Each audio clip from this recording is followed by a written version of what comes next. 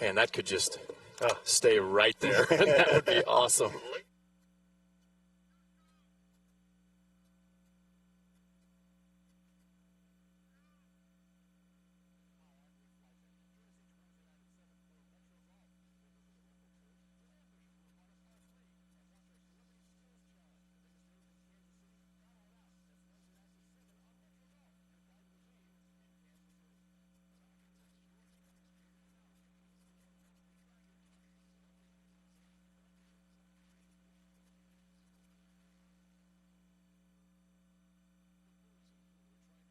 From border to border, showcasing the best the state of Kansas has to offer. The following is an exclusive presentation of Cox Communications Kansas 22. They are champions on and off the field, 68 of the state's elite seniors in a football farewell that highlights the best of the best in the state of Kansas. Hello, everyone, and welcome to Welch Stadium in Emporia. Mark Davidson alongside Chris Allison for pregame coverage of the 39th Annual Shrine Bowl. And, Chris, don't move. There's a cloud in perfect position over there, and that's the only thing that's given us any relief from the heat. But, you know, the heat's not going to put a damper on this game. There is a palpable excitement in the air here in Emporia for tonight's Shrine Bowl. Yeah, even though we've got 105 degrees that we're dealing with right now, the East squad is very excited. They are facing a 6-game losing streak coming into this game today. 2 of their victories, though, during the history of the Shrine Bowl have come on this field. It's only been played here 4 times. So they've won twice. They lost a game here in 2008 on a touchdown by the West on the last play of the game. So traditionally, right here in Emporia at Welch Stadium, the East has fared very well. And they make their camp here, so they should be very comfortable in this venue. Now, before we step on the football field, we need to talk about what this game and this event is all about, and that's benefiting the Shriners Hospital and all the young men and women who benefit from that. The athletes in this game had a chance to spend some time with patients from the Shriners Hospital yesterday. They came for a visit in Emporia. We want to take you behind the scenes for some of those touching moments.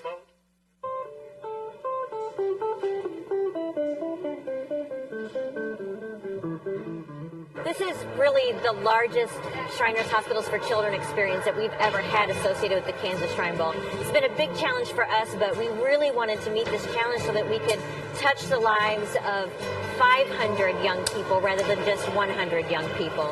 And I know that this experience, even though they're not physically in Shriners Hospitals for Children, they're meeting our patients, they're meeting their parents, and they're getting a real solid emotional, fun and experiential experience. I expect all of these athletes and these musicians to get the experience of a lifetime, something that they will remember that, you know, at first it started off as I was chosen as an all-star because of my talent. And now it turns into, I had this experience my senior year of high school, right before I went to college, that changed my life, that made me remember that I may be one person with some talent, but that one person with some talent can really make a difference in some children's lives. So the athletes and the musicians that are here today, these young students are here to learn what it's like to be a patient at Shriners Hospitals for Children. So each of our patients has a room, and they will talk about their personal experience with Shriners Hospitals for Children. For instance, Katie Ladley will talk about her decision at the age of 14 to have her leg amputated because of a condition that she had in her leg. She had to make that decision herself. And she's going to talk about what it took for her last summer to spend her entire summer learning how to walk with a prosthesis. And then she will give those young men and those young women an exercise to teach them what it's like to have to walk differently than you've ever walked before. So they'll go through, they'll have to walk on some boards with ropes and work as a team together. In another room, people will learn how to button a shirt with one hand from our friend Madeline, who is, I think, 12 years old, and she has only one arm. She buttons a shirt with one arm every day. So others are going to learn what it's like to go through our surgery and go through a pre-surgery class where they have to dress up like doctors and nurses for the rest of the day and wear their surgical gloves and masks. In other parts, you get to play some of the games that the kids play in recreational therapy and learn, you know, what it's like to sort of blow off steam and to play and not be focused on your surgery. I've been in Shrine for 25 years now, and I'm the potentate, which is kind of the president, I guess, of Arab Shrine in Topeka. And I always tell Shriners when they join, you're not really a Shriner until you go to the hospital. Until you meet these kids, see what we do, how we change their lives. It's amazing what they do to these kids. And it's not just physically, emotionally, their family. I've been lucky enough to be involved with several of these adult ambassadors, and they're amazing people.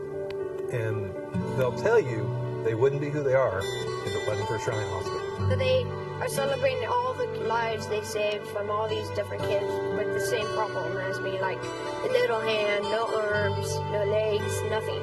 Sometimes they don't even have arms or legs. I'm teaching it what it's like to have one hand and one wrist. I'm going to explain to them how I found Shriners, how I found this, how I made my glove, how I made my hockey glove, how I played hockey with my hand problem, how I can grab stuff, how I can play guitar, basically everything, how my life is working out for me. I've been playing it for about 2.5 years, somewhere between that. Yeah, I enjoy it. I love it a lot. It's like a great hobby of mine, so it's great for me. I love it.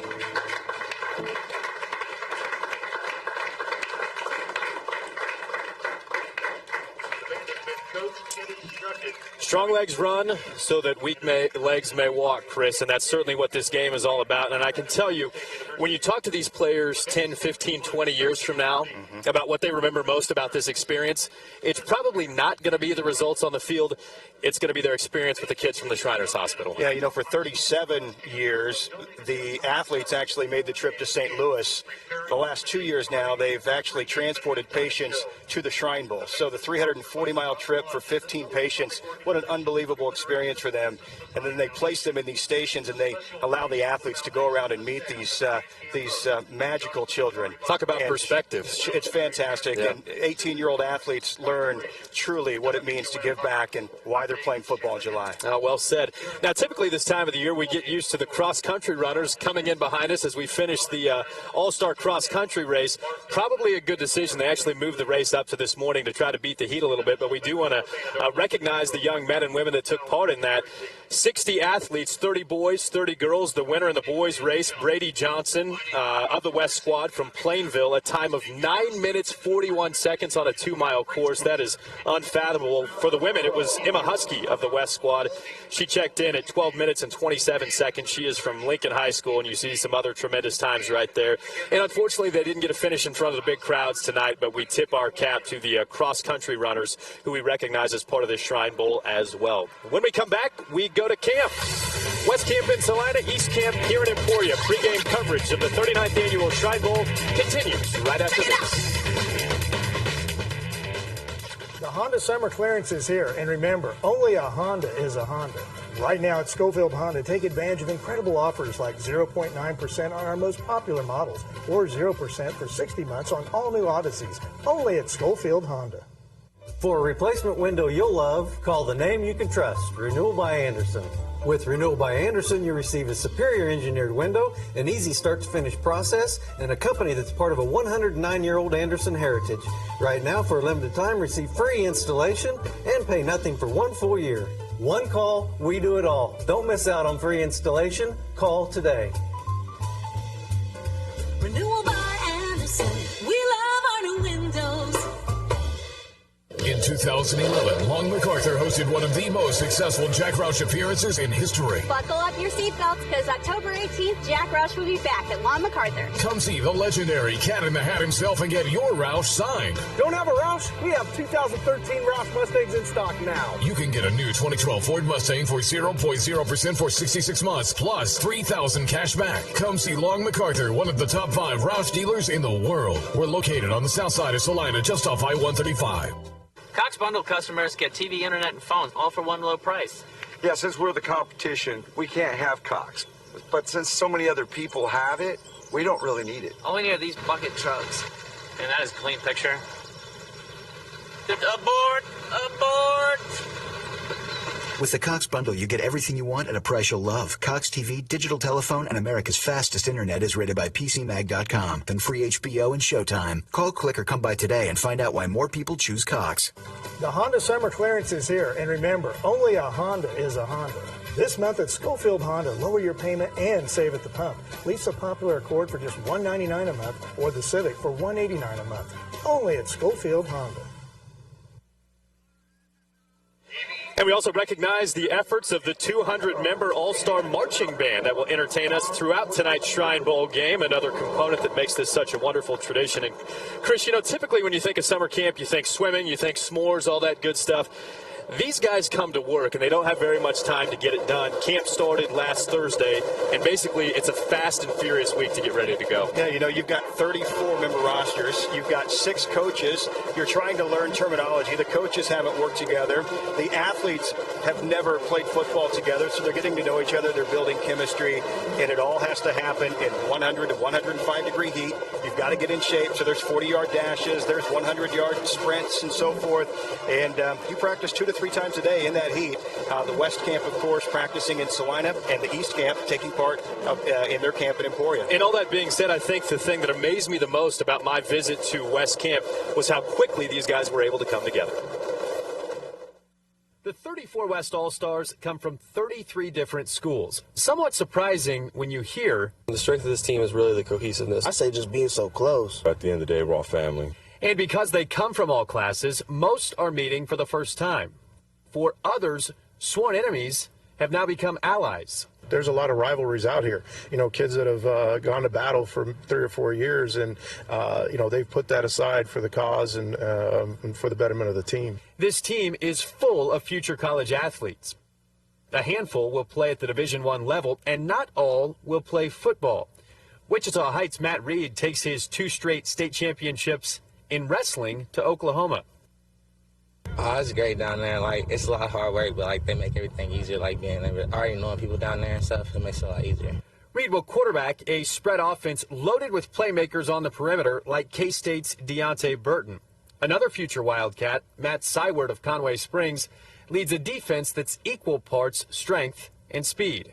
There's no weak links really at any position on the team. I mean, they're the best of the state of Kansas. I mean, it's just a great time being around everyone. And that means the East Siders will have their hands full if they hope to stop the West's 6-game winning streak. You won't hear much chatter about it in camp, at least not on the field. No, I've mentioned it one time, you know, when they all got here, just to make sure they understood. And but also, you know, we don't have to as coaches anymore. The Shriners that have been feeding us throughout the week, they're definitely telling us you're going to win, right? That pride isn't lost on the players who know what it means to play in the Shrine Bowl. It's really a big deal in my hometown, and people are really proud of me, and I'm really proud that I can be here and participate. And they also understand the reason for the game. I think about it over and over. You know, strong legs can run, so weak legs may walk. That's why I'm here. I mean, it's for the little kids, raising money, helping those people out. While the West Camp worked out in Salina, the East Camp spent time in Emporia. Rob Hughes filed this report.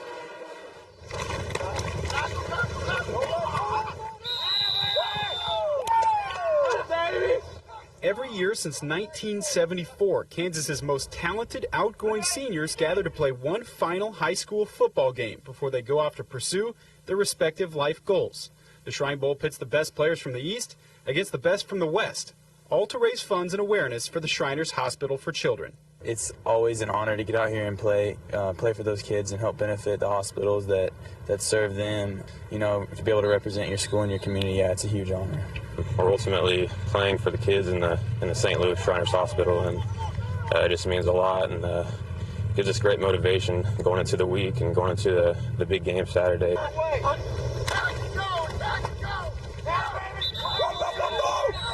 Oh, it's a great honor. I'm really excited. It's fun, you know. It's just a good experience. I like to compete, so it just makes everything better.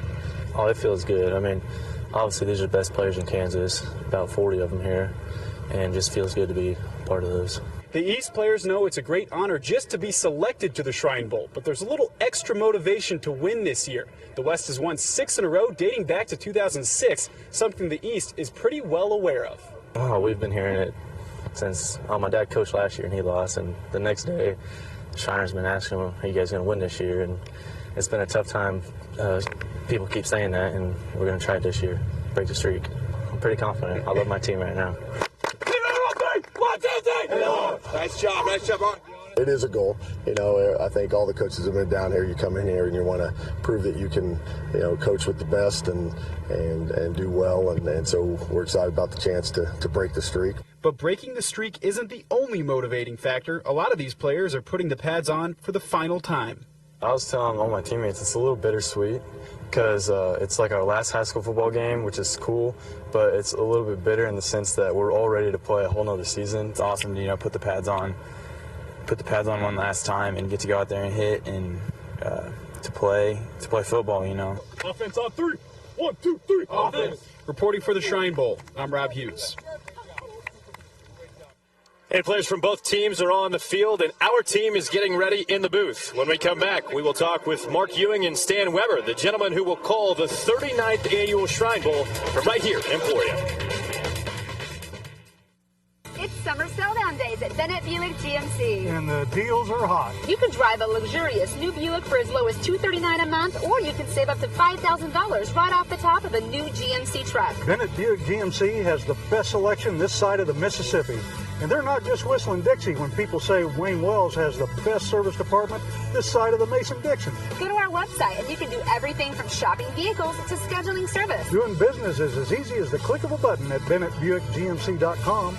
Well, I got my body feeling well at the Chiropractic Wellness Center. I called 827-7779. Now I'm feeling fine with my spine in line. Chiropractic Wellness Center makes me feel so much better. Well, get your body feeling well at the Chiropractic Wellness Center. Don't miss out on huge savings during the Schofield Buick GMC Summer Sales Event. Right now, receive 0% financing plus up to $2,500 in rebates. That's 0% for 72 months on the Enclave and Acadia. 0% for 60 months on Sierra trucks and Yukons. Even 0% and rebates on the popular Terrain. With savings like this, it's time you make the switch. We made the switch to GMC. Schofield Buick GMC. East Kellogg across from Town East Square. Metro Sports presents Storm Chaser Baseball, the Royals AAA affiliate in Omaha. Metro Sports brings you exclusive live games from Warner Park in Omaha. We also get you inside the action through in-depth interviews with players and coaches featuring Katie Falco. In Omaha, I'm Katie Falco for Time Warner Cable Metro Sports. It's your front row seat for the #1 rated farm club in America. Catch the action as the Storm Chasers take on the Reno Aces August 2nd on Kansas 22.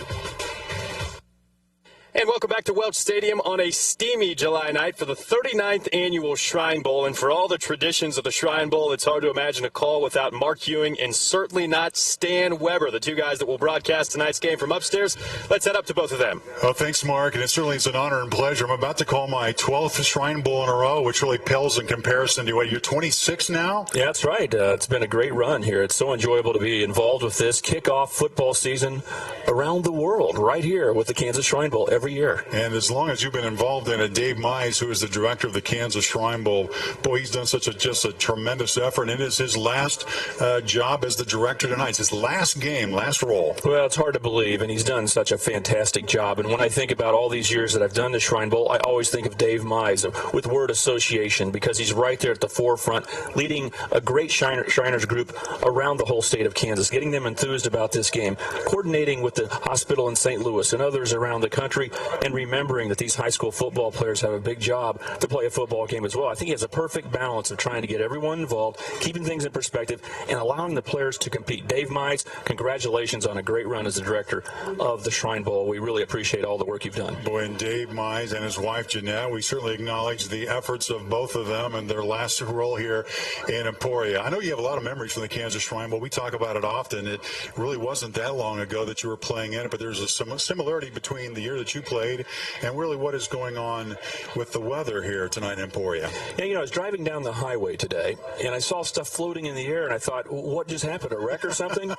It was dried corn. It's so sad for those that understand agriculture, and we know we do so well in this state, that things are so dry and so hot. So when you watch the weather each night, what do they refer back to? Well, the hottest summer before this summer was 1980, and that's the year that I played. We actually played at 1 o'clock in the afternoon in Lawrence. defense on the turf at the University of Kansas, and it was burning hot. Everyone was worried about us, wanting us to drink water. They wouldn't let us wear our shoulder pads and warm-ups. I want to talk about that because tonight it is extremely hot, but these players are going to experience the same thing we did. We weren't hot at all. It was football, and in high school, most of us had played both ways, offense and defense. Now they only play on one side of the ball. Don't worry. These kids don't feel the heat. They're focused on the football. Well, the factors in the chemistry of this game will certainly develop as it goes along, and I know we've had a chance to kind of look at both rosters.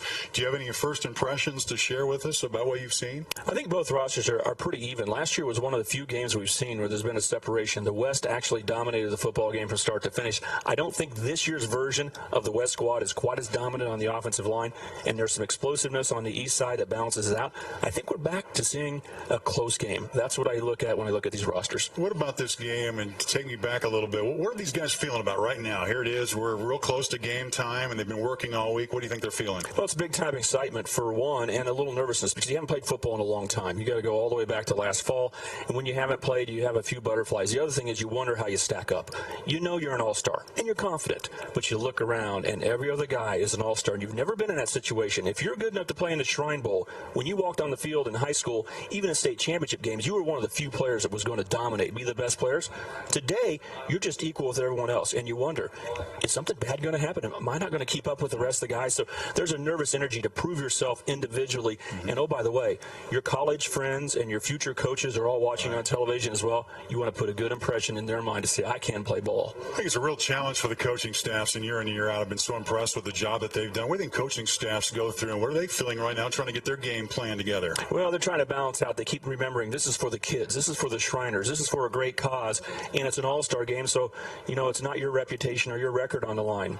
Then all of a sudden you realize, well, this is one of the few games I'm going to get a coach, and I want to make sure our side wins. So in one sense, they just want to win the game. And the other, they go, stay calm, make sure the kids have a good experience, and we rotate the players. So right now I think it's one of the hardest things for the coaches to do is balance out the fun with the normal winning that they look to as coaches. Well, Stan, I look forward to calling the game with you once again. This should be a heck of a ball game. Yeah, I'm looking forward to it too, Mark. And the great thing about this is the players that you hear about, you'll be hearing year in and year out as they take on their college careers, but one last look at them in front of a statewide audience, and we look forward to bringing that game to you. Mark, back to you.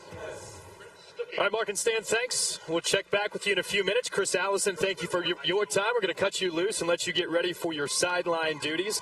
But when we come back, we will talk to someone from our host school. The new president at Emporia State University, Dr. Michael Schonrock, joins us right after this. Stay with us. Pre-game coverage continues after this. America's most fuel-efficient car company is here with our biggest Hyundai summer sales event ever. Hyundai has passed the competition in styling, safety, fuel efficiency, and America's best warranty, all for thousands less.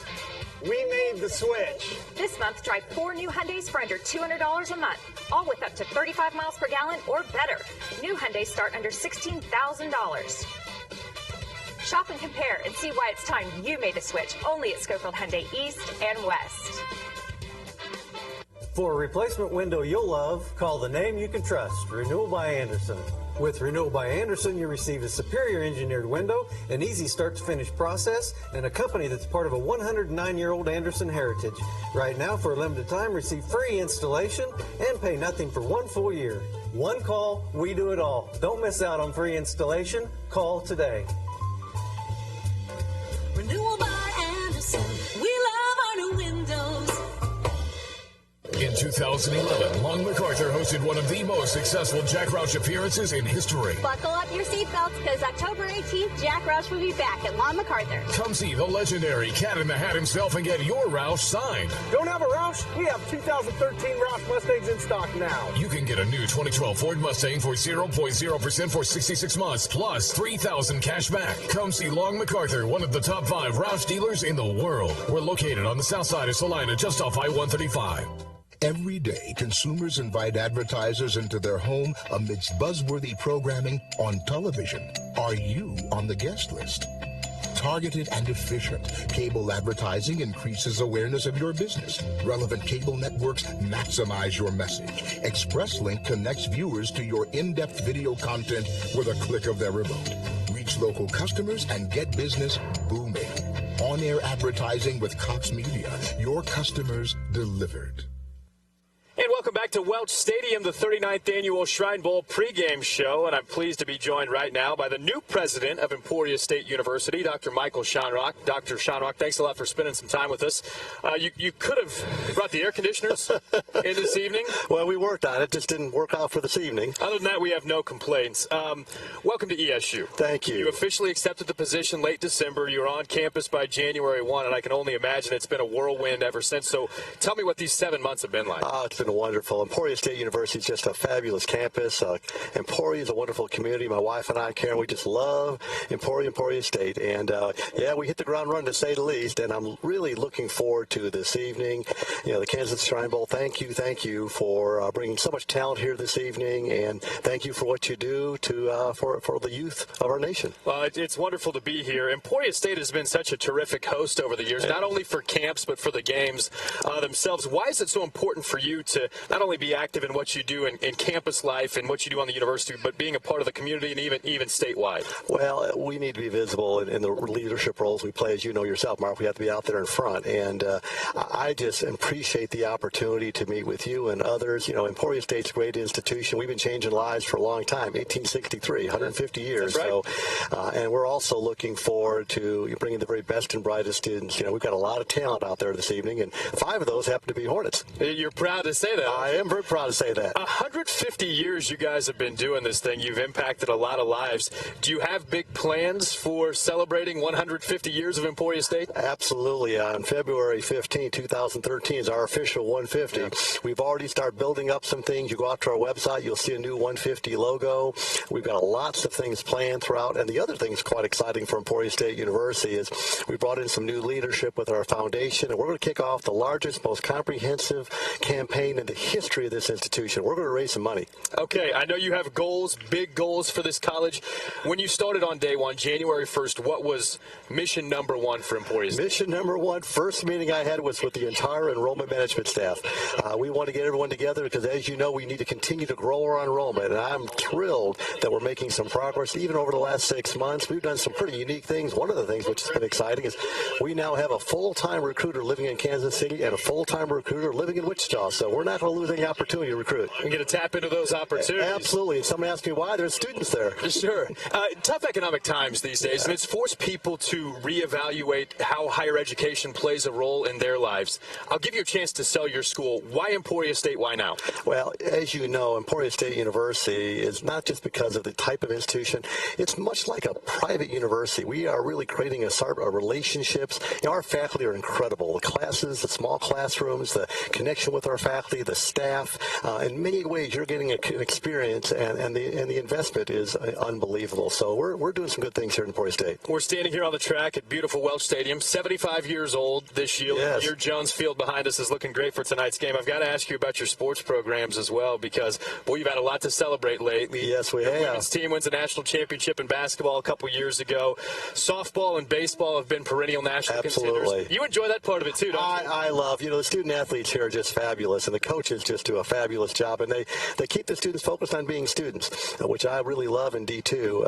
I think you're going to find that we've got some coaches who have tremendous passion for the future of our students. Well, Dr. Michael Schonrock, again, thanks so much for the time. Thank you. Welcome back to Kansas. You spent some time here at KU and Pitt State back in the day, so it's good to have you back in town. Best of luck at Emporia. You're very kind. Thank you, and let's see if the East can pull it out tonight. He's got a rooting interest in this game, and we're not going to blame him for that. Dr. Schonrock, thanks a lot for your time. And thank you so much for being with us this evening for our pregame coverage of the 39th Shrine Bowl. Stay tuned. Mark Ewing and Stan Weber have the call and the kickoff right after this. The Honda Summer Clearance is here, and remember, only a Honda is a Honda. Right now at Schofield Honda, take advantage of incredible offers like 0.9% on our most popular models, or 0% for 60 months on all new Odysseys, only at Schofield Honda. Well, I got my body feeling well at the Chiropractic Wellness Center. According to 77779, now I'm feeling fine with my spine in line. Chiropractic Wellness Center makes me feel so much better. Well, get your body feeling well at the Chiropractic Wellness Center. We're here at Benedict GMC celebrating of spectacular deals like this 2012 Buick LaCrosse, priced $3,000 below MSRP. Or this GMC Sierra. You can save up to $8,400 right off the top. The only thing better than that is Bennett Buick GMC's award-winning service department. They're not just whistling Dixie when our customers say Bennett's is #1 in service. Folks, get into Bennett Buick GMC today. They'll save you a shipload of money. We don't have Cox high-speed internet, so every time the internet buffers, my dad calls it bonding time. Hi, Ashley. So nice to finally meet Tyler's lady. Lady. Why are we like the only ones that still have DSL? You know, Ashley, I know all about you. I checked his browser history. Cox High-Speed Internet is America's fastest internet, is rated by PCMag.com, so you can watch all your videos without all the DSL buffering. Just $19.99 a month. Call, click, or come by today and find out why more people choose Cox. The Honda summer clearance is here, and remember, only a Honda is a Honda. This month at Schofield Honda, lower your payment and save at the pump. Lease a popular Accord for just $199 a month, or the Civic for $189 a month. Only at Schofield Honda.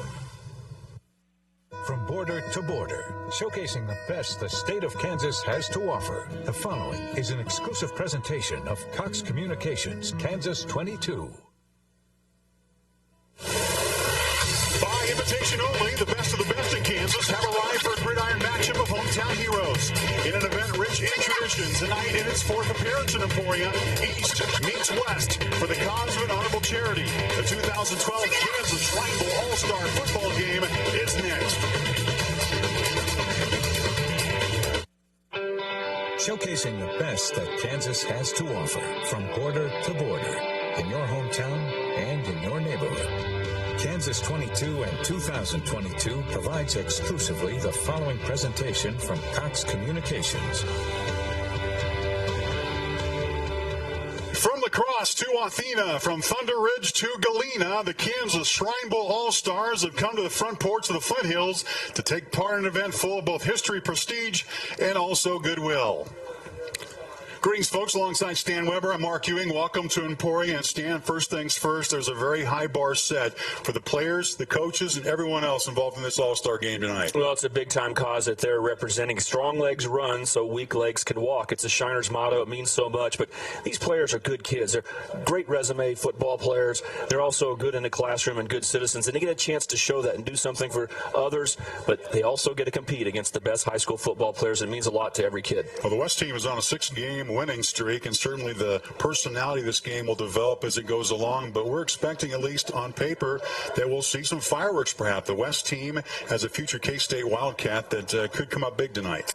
Yeah, Deontay Burton is a wide receiver that signed with Kansas State. He played for Manhattan High, and he's an explosive guy that they're going to try to get the football to in a lot of different ways. Quick screens, deep downfield. He may even throw a double pass and run a reverse. He is the one explosive guy that the West squad has on the team. Meanwhile, for the East team, Justin Folks of Blue Valley Stillwell, can he counter that? Yeah, Justin Folks has played in an all-star game already this year. I've seen him play a lot at Blue Valley. He is a big, strong running back, and the East, trying to end that losing streak, is looking for big plays. They want to get out in the open. They want to get on the edge, and Justin Folks is the most likely to make a big play if he can get in that area. And that's going to happen on the field. That is certainly the all-star flavor, but a big part of that's more than just football. Introductions for the 39th Kansas Shrine Bowl All-Star Game is next.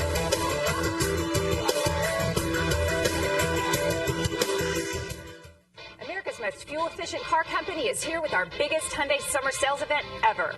Hyundai has passed the competition in styling, safety, fuel efficiency, and America's best warranty, all for thousands less.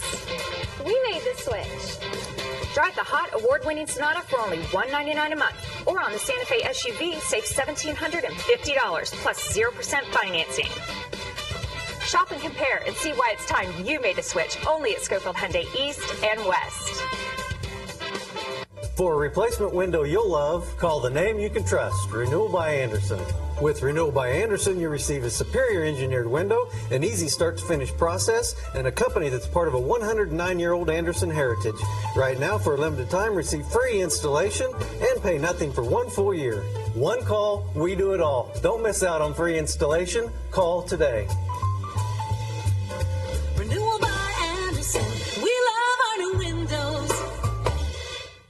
Don't miss out on huge savings during the Schofield Buick GMC Summer Sales Event. Right now, receive 0% financing plus up to $2,500 in rebates. That's 0% for 72 months on the Enclave and Acadia. 0% for 60 months on Sierra trucks and Yukons. Even 0% and rebates on the popular Terrain. With savings like this, it's time you make the switch. We made the switch to GMC. Schofield Buick GMC. East Kellogg across from Town East Square.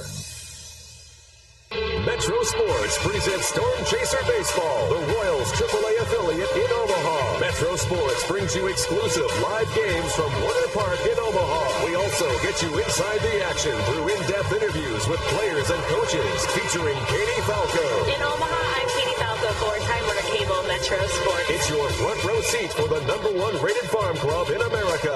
Catch the action as the Storm Chasers take on the New Orleans Zephyrs, August 23rd on Kansas 22. The Honor Roll of All-Stars is 68 players long. The highly decorated former high school standouts have come to Emporia to represent their hometowns one more time, donning the helmet and shoulder pads to take part in one of the most honorable and exciting events in the sports landscape of the Sunflower State. On the field, the team captains from both squads for the coin toss, and we're going to listen in on exactly what happened. The special guest, Katie Ladley from St. Peters, Missouri. She was a teenager who was 2 summers removed from recovering from a leg amputation as a result of a childhood defect. She is among the many children across the country who have benefited from the games like this one. I will tell you what happened in that coin toss. Is certainly Katie on the field enjoying that. The West won the coin toss, so the West is going to receive. Rather, West is going to kick off or defer to the second half, and the East team is going to return. And that's how we set things up as we get set to begin the 39th annual Kansas Shrine Bowl. So despite the intense heat of this brutal summer in Kansas, both teams are set to embrace the assembled cast of the 39th annual Kansas Shrine Bowl alongside Stan Weber and Mark Ewing. Glad to have you on board. This should be a tremendous ball game, Stan. It should be a lot of fun. The West defers, and they'll be kicking right to left because there's a fairly strong wind right now that will be at their back. And we're about ready to get started. The West winning 6 straight games. The East players trying to turn that around. And if the players don't know a lot about it because they didn't play in last year's game, the Shriners from the East and the West remind the players of what's happened the last 6 years. Jared Strunkhoff does his job from Thunder Ridge. He kicks it into the East end zone, and the East will take it first down and 10, starting at their own 20-yard line. The East team is dressed in white, trimmed in red. They are considered the home team in this football game tonight. And the green team, they are the West squad. They are the visiting squad. The East team, they got a lot going for them. The 5-game losing streak to the West squad has been mentioned at length by the coaching staff, not to mention all the Shriners who call the east side of state their home. The quarterback, Garrett Fugate, takes on the pressure of that, completed 61% of his passes while directing Blue Valley Northwest, the future University of Central Missouri athlete, threw for over 2,000 yards his senior season. So the East takes over, first down and 10. They have 4 receivers in the offense, and they go to work to the near side, trying to find some space. The West is not going to let them have it as they corral early on the play. B.J. Dean among the West defenders in on the play. Here's your starters. This is how it looks for the West. Actually, for the East on paper, with Garrett Fugate, your starting quarterback.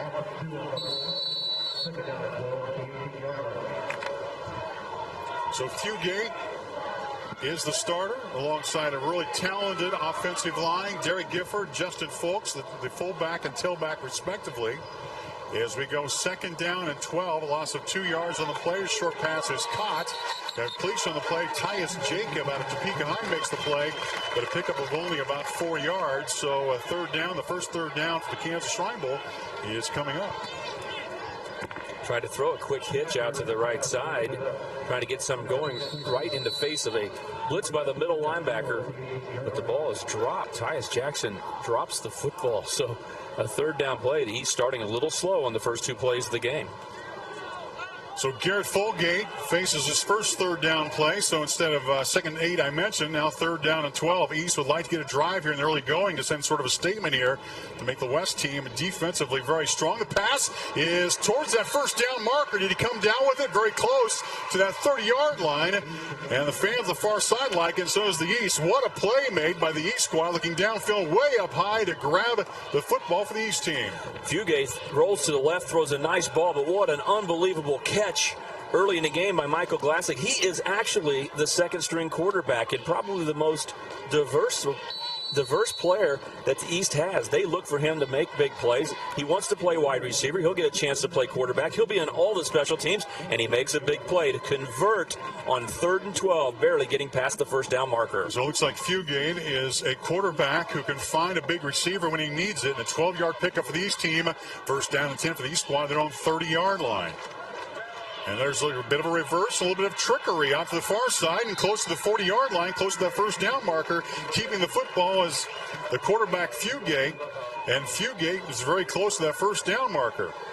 Well, they fake the run to the right and then slide out around the left side, just getting outside of Dylan Call.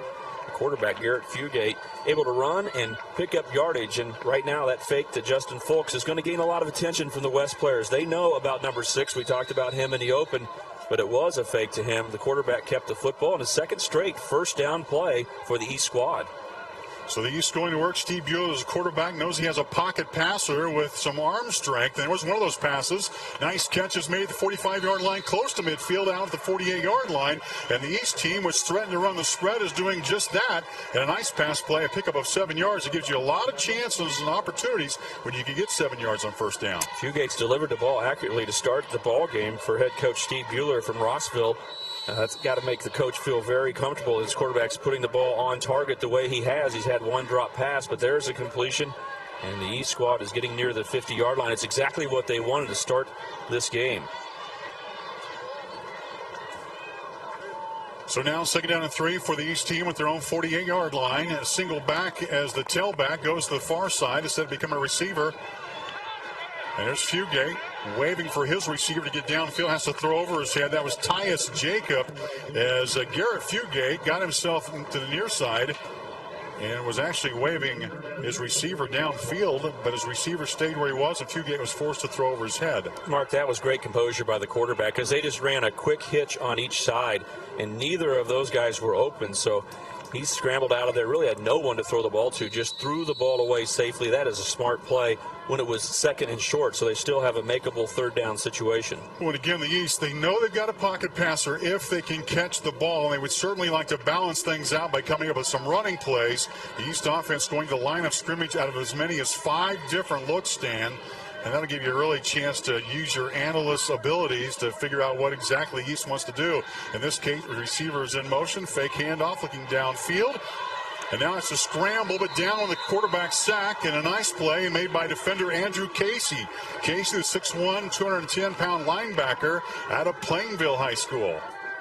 Number 12, Andrew Casey, came on the blitz from the middle linebacker position. Watch him working up in through the line. He has a straight shot to the quarterback. No running backs in the backfield to protect him. So not able to throw the football quickly. Garrett Fugate had nowhere to go, no one to block, and a sack by the West forces the East into punt formation. So 4th down and 4 as the East getting set to punt this football away, but a couple of first downs and did move the football, which is good news for the East team, which is trying to turn the tide on a 6-game losing streak. And now there is a flag on the field, and boy, if it's offsides on the defense, it's going to be a first down, but I think it was movement on the East, was it not? Yeah, the East interior offensive lineman moved early, and that'll be a 5-yard penalty against the East. Moves the ball back to the 42 on the field to punt the ball away for the East team is Nick Walsh. Walsh is out of Linden. He'll be the team's kicker and also the punter.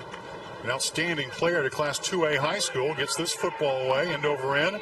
Takes an East bounce inside the 30, roll out of bounds at the 28-yard line. So the East team gets at least 3 first downs, moves the football down the field to the passing game, but ends up punting the ball away. And now it's West 1st and 10, and they'll start their drive 1st and 10 at their own 28-yard line, opening quarter here of the 39th annual Kansas Shrine Bowl. The quarterback for the West team is Wichita Heights product Matt Reed. He gets the nod. The West quarterback situation will rotate. One thing about Matt Reed, he directed Heights to 3 consecutive championship games, runs the flex-bone offense, and he's going to Oklahoma to wrestle. More on that story as we move along. Meanwhile, Deontay Burton takes the first handoff for the West team, moves forward to the 40, now the 41-yard line, and Deontay Burton shows a little bit of his explosiveness right away. We talked about him, and he opened. The West squad under Brian Hill, the head coach of Garden City, is going to want to get the football to number 14 as much as possible. Little jet sweep on the first play of the game, good blocking, and a powerful run to finish off a first down run on the first play of the game for the West. Don't be surprised to see the West continuing to try to get the ball to number 14 in many different ways. A 13-yard gain by Deontay Burton. And the West team gets a first down on their first play from scrimmage. Here's Reed, and it gives the tailback. 40 to 45, gets to the 47-yard line. Still on his feet, and into East territory at the 45-yard line. If you thought he was down, well, certainly the East team did. But instead, the West shakes loose. That's Tanner Fisher out of Bueller. He's going to be tough to bring down. Good read and ride on the handoff. A physical runner, Tanner Fisher, broke away from Tanner McCrary, who thought he was going to bring down the fullback, but he's able to slide away, continue upfield, and gets the ball across the 50-yard line. A good physical run by Tanner Fisher. So look for the West to run a little spread football with 3 receivers, but those 2 backs out of Reno County certainly showing their stuff. This time Fisher goes to the right side, and he's corralled by East defender Thomas Whitman. Whitman out of Hayden. He's an interesting story because of the play that he had, but first the replay. Did a nice job to contain the ball carrier. Well, if you're going to run side to side, the defense has got to get penetration to slow that down. You can't let them get to the edge because the angles are there for the offense to make a big play. The best way to stop a play like that is get upfield and make a tackle, and the defensive tackle, Thomas Whitman, did it on that play, the first big defensive play of the night for the East. So, and the rest of the story about Whitman is he broke his arm in the opener of his senior season, getting a chance to play in the Kansas Shrine Bowl here. There's a little option pitch. Down the field, the East is going to have it. Or at least the ball is still loose. Hold on here. Officials step in here. It looked like the East recovered it, but all of a sudden the West was jumping on it, and the officials got to dig this one out as the ball hits the turf here at Emporia. Well, the East should end up with the football when you look at the odds, because there are all kinds of East players down on the ground with chances for it. But guess what? It's not the East that ends up. See the big green jersey and gold helmet diving in there, getting the football. Darius Peterson from Salina South somehow pulls it out against all odds, and the West protects the football. Right now it's 5-1 in the battle for the ball down on the field, but good hands by Peterson. I tell you what, at Hutch JUCO, they may look at him as a tight end next year if he can catch the ball or have great hands like that. All-State, All-Arc Valley Chisholm Trail lead. Darius Peterson always contributing to his Salina South effort. And there's a receiver wide open. 20, 15, 10, 5. This is going to be a 54-yard touchdown pass. And the West is on the scoreboard in a long touchdown play. Colin Sexton, the wide receiver out of Abilene. And it's 6-0 West out in front. Matt Reed is an option quarterback, but he has a presence in the pocket. With pressure on his backside, he's able to deliver the ball right down the seam in stride to Colin Sexton. And Sexton, making like his brother, Curry Sexton, a K-State wide receiver, gets a catch and touchdown right down the seam, and the West scores a touchdown. Now, the West doesn't really have a kicker. Joe Struckoff is kicking off for the ball club, but in 8-man football that he played, they didn't really kick. They always went for 2. So the West coach, Brian Hill's not even thinking about going for a PAT with a kick. He's going for a 2-point conversion. Here's a 2-point conversion coming. Here's Reed. Reed looking for a receiver. Catch is made. And 2 points for the West team. Jordan Hart out of McPherson making the reception. And it's 8-0 West on top. The West going to the air to get the first points of the game. Here you see quarterback Matt Reed stepping up in the pocket and sees a wide open receiver inside both the corner and the safety. And Colin Sexton from Abilene has a touchdown. Here you see from the end zone angle, quarterback recognizes easily that the receiver crossing into the middle cleared it out. Sexton was open, and the West has a touchdown of 54 yards early in the ball game. So Colin Sexton with a touchdown reception. Matt Reed the throw and the 2-point conversion. It goes Reed to Hart, and 8-0 already. West team out in front here at the 7:27 mark of the first quarter. West team looked very impressive on the drive. Well, you know who our early MVP vote should go to? Without a doubt, big number 74, Darius Peterson. Well, there should have been a turnover, and the East should have the football right now driving into West territory.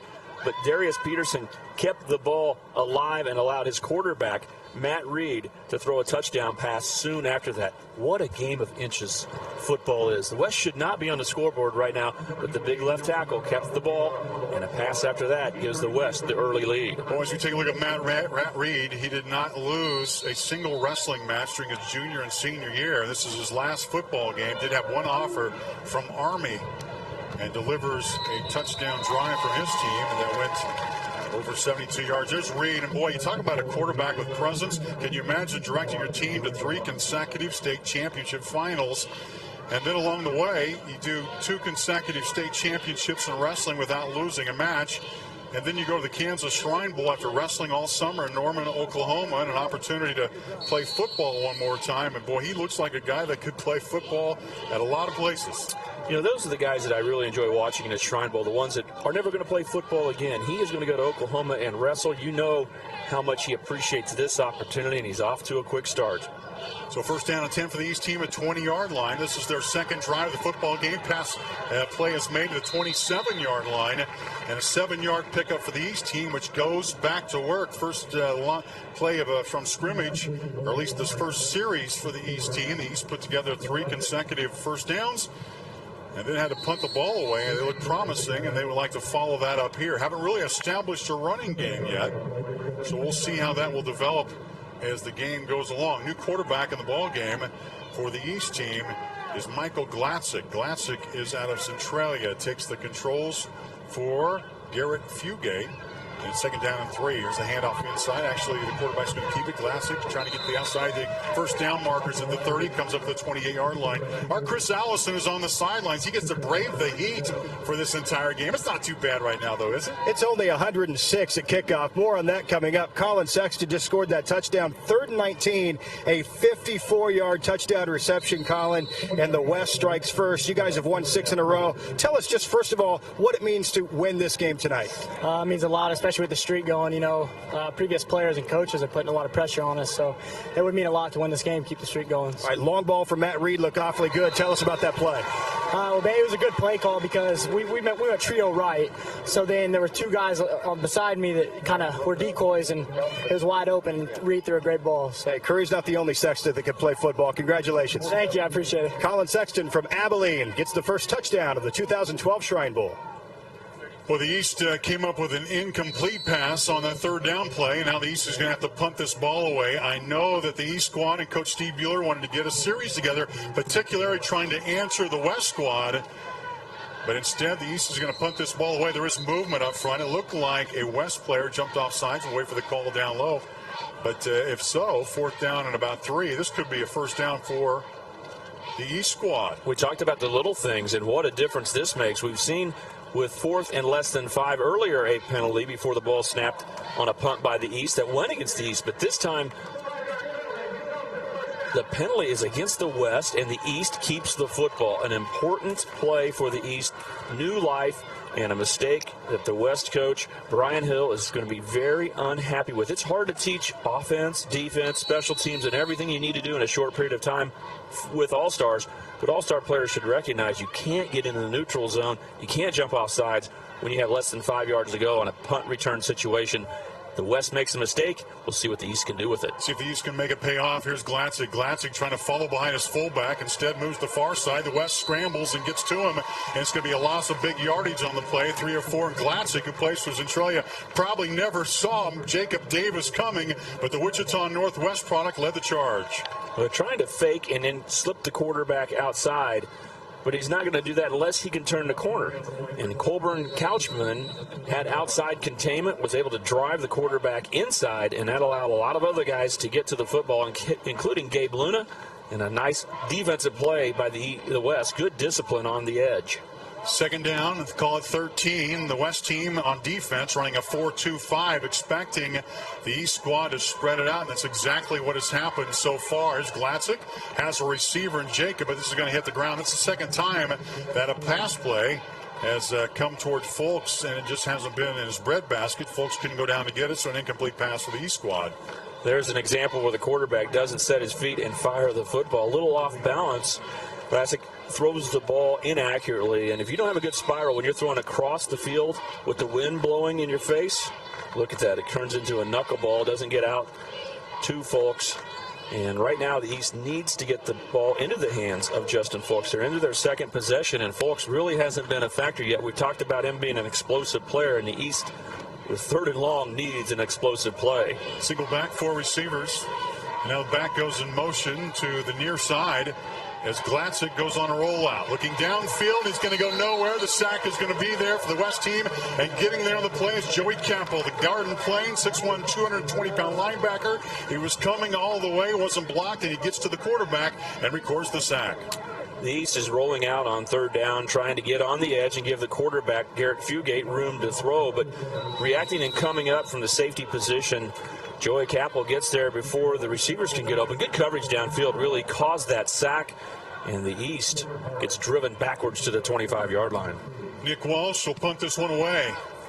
Back to return it for the West team. Deontay Burton at the 30-yard line. He's got some room to run. 35-40. He's got a sideline developing. Spins loose, gets to midfield, still on his feet, and down to the 46-yard line. The official will mark it right at the 47. And Deontay Burton, who had so many outstanding plays for Manhattan High School, he showed a little of his potential and his ability to return the punts there. A lot of times you see punt returners, more short guys who can move side to side extremely well, but you got a bigger guy here who's able to break tackles, stay alive, and get upfield. We talked about many ways of getting the ball to Deontay Burton. How about a punt return to add to the running game? They haven't even thrown the ball to him yet, and yet he's touched the football in many ways. Terrific field position for the West team. It will start 1st down and 10 at the East 47-yard line. And here's a handoff. The East team having none of it. Combining for the tackle, Cody Hyman among them out of B&B Baileyville. There's an 8-man player getting to the running back, and that's pretty exciting. You got 8-man players playing with 6A talent. It's a lot of fun. Big play there. Yeah, I love watching the players that play 8-man football at very small level schools play against the guys who they read about in the paper more, see on television more, and see how they match up. There, Derek Decker getting his first play at quarterback gets introduced to the game in a way that keeps the bugs and the nervousness there. You go in there and you don't feel completely ready to go. You say, okay, I want to make a good play on my first play, and how does it end up? It ends up being tackled for a loss. So Derek Decker out of Rose Hill, the 8th player in Rose Hill history to play in this Shrine Bowl All-Star game, takes the controls, finds a receiver in Jordan Hart. Hart makes the play, but no gain on the field as he gets to midfield. So we'll go 3rd down at about 12. With the ball at the 50-yard line. This is an important defensive opportunity for the East team, which gave up that long drive. A chance for them to step up and get an answer here. Yeah, it's 3rd and long and down by 7. With the offense struggling the way they are, it's time for the East defense to step up and not let this game get out of hand. The West playing with a lot of confidence right now, but here's an opportunity to shut them down and force them to punt. Jamon Cotton, Hutchinson running back, is to the right of the quarterback, looking downfield. Had a receiver. Is the ball caught? There is a flag on the play back at the 50-yard line, but the catch is made. The catch by Cole Shanky out of Madison downfield. That will be a 1st down, but it looks like it's going to be a penalty on the West team. That was a chop block on the West and the backside, so this ball will be moved back on a penalty, and the 1st down will not be converted. So the line of scrimmage was the 50-yard line. And had the play been made, it would have been very close to the 34-yard line. Would have been a sizable pickup, but instead,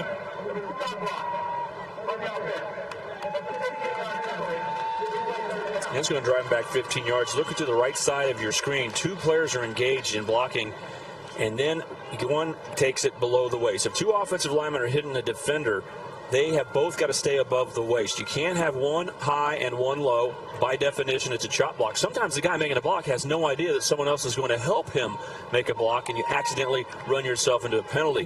But it is a 15-yard penalty against the West, and now it's 3rd and very long. The East catches a break there, and here's their chance to turn the momentum of this ball game a little bit with the West looking at this long yardage situation. 3rd down, 28, 3 down linemen for the East team as the quarterback out of Rose Hill gets the opportunity to pass the ball. Instead, get a handoff, running upside, and I guess he's going to keep the ball, run forward to about the 43-yard line. Pickup was about 7 or 8 yards, so well short of the first down. And the punting unit for the West squad comes on. The East defense did what it was told to do, put the West backward, and now it gets a chance to put it in the hand of its offense. Well, pretty good job, net, including that penalty. That possession by the West in 3 plays ends up losing 10 yards. So good job by the East defense in a tough situation. After the good punt return, no scoring from the West. Therefore, it's a punt for the first time tonight. And the West team, the punter, B.J. Dean. Dean gets it off to about the 20-yard line, mishandled, picked up.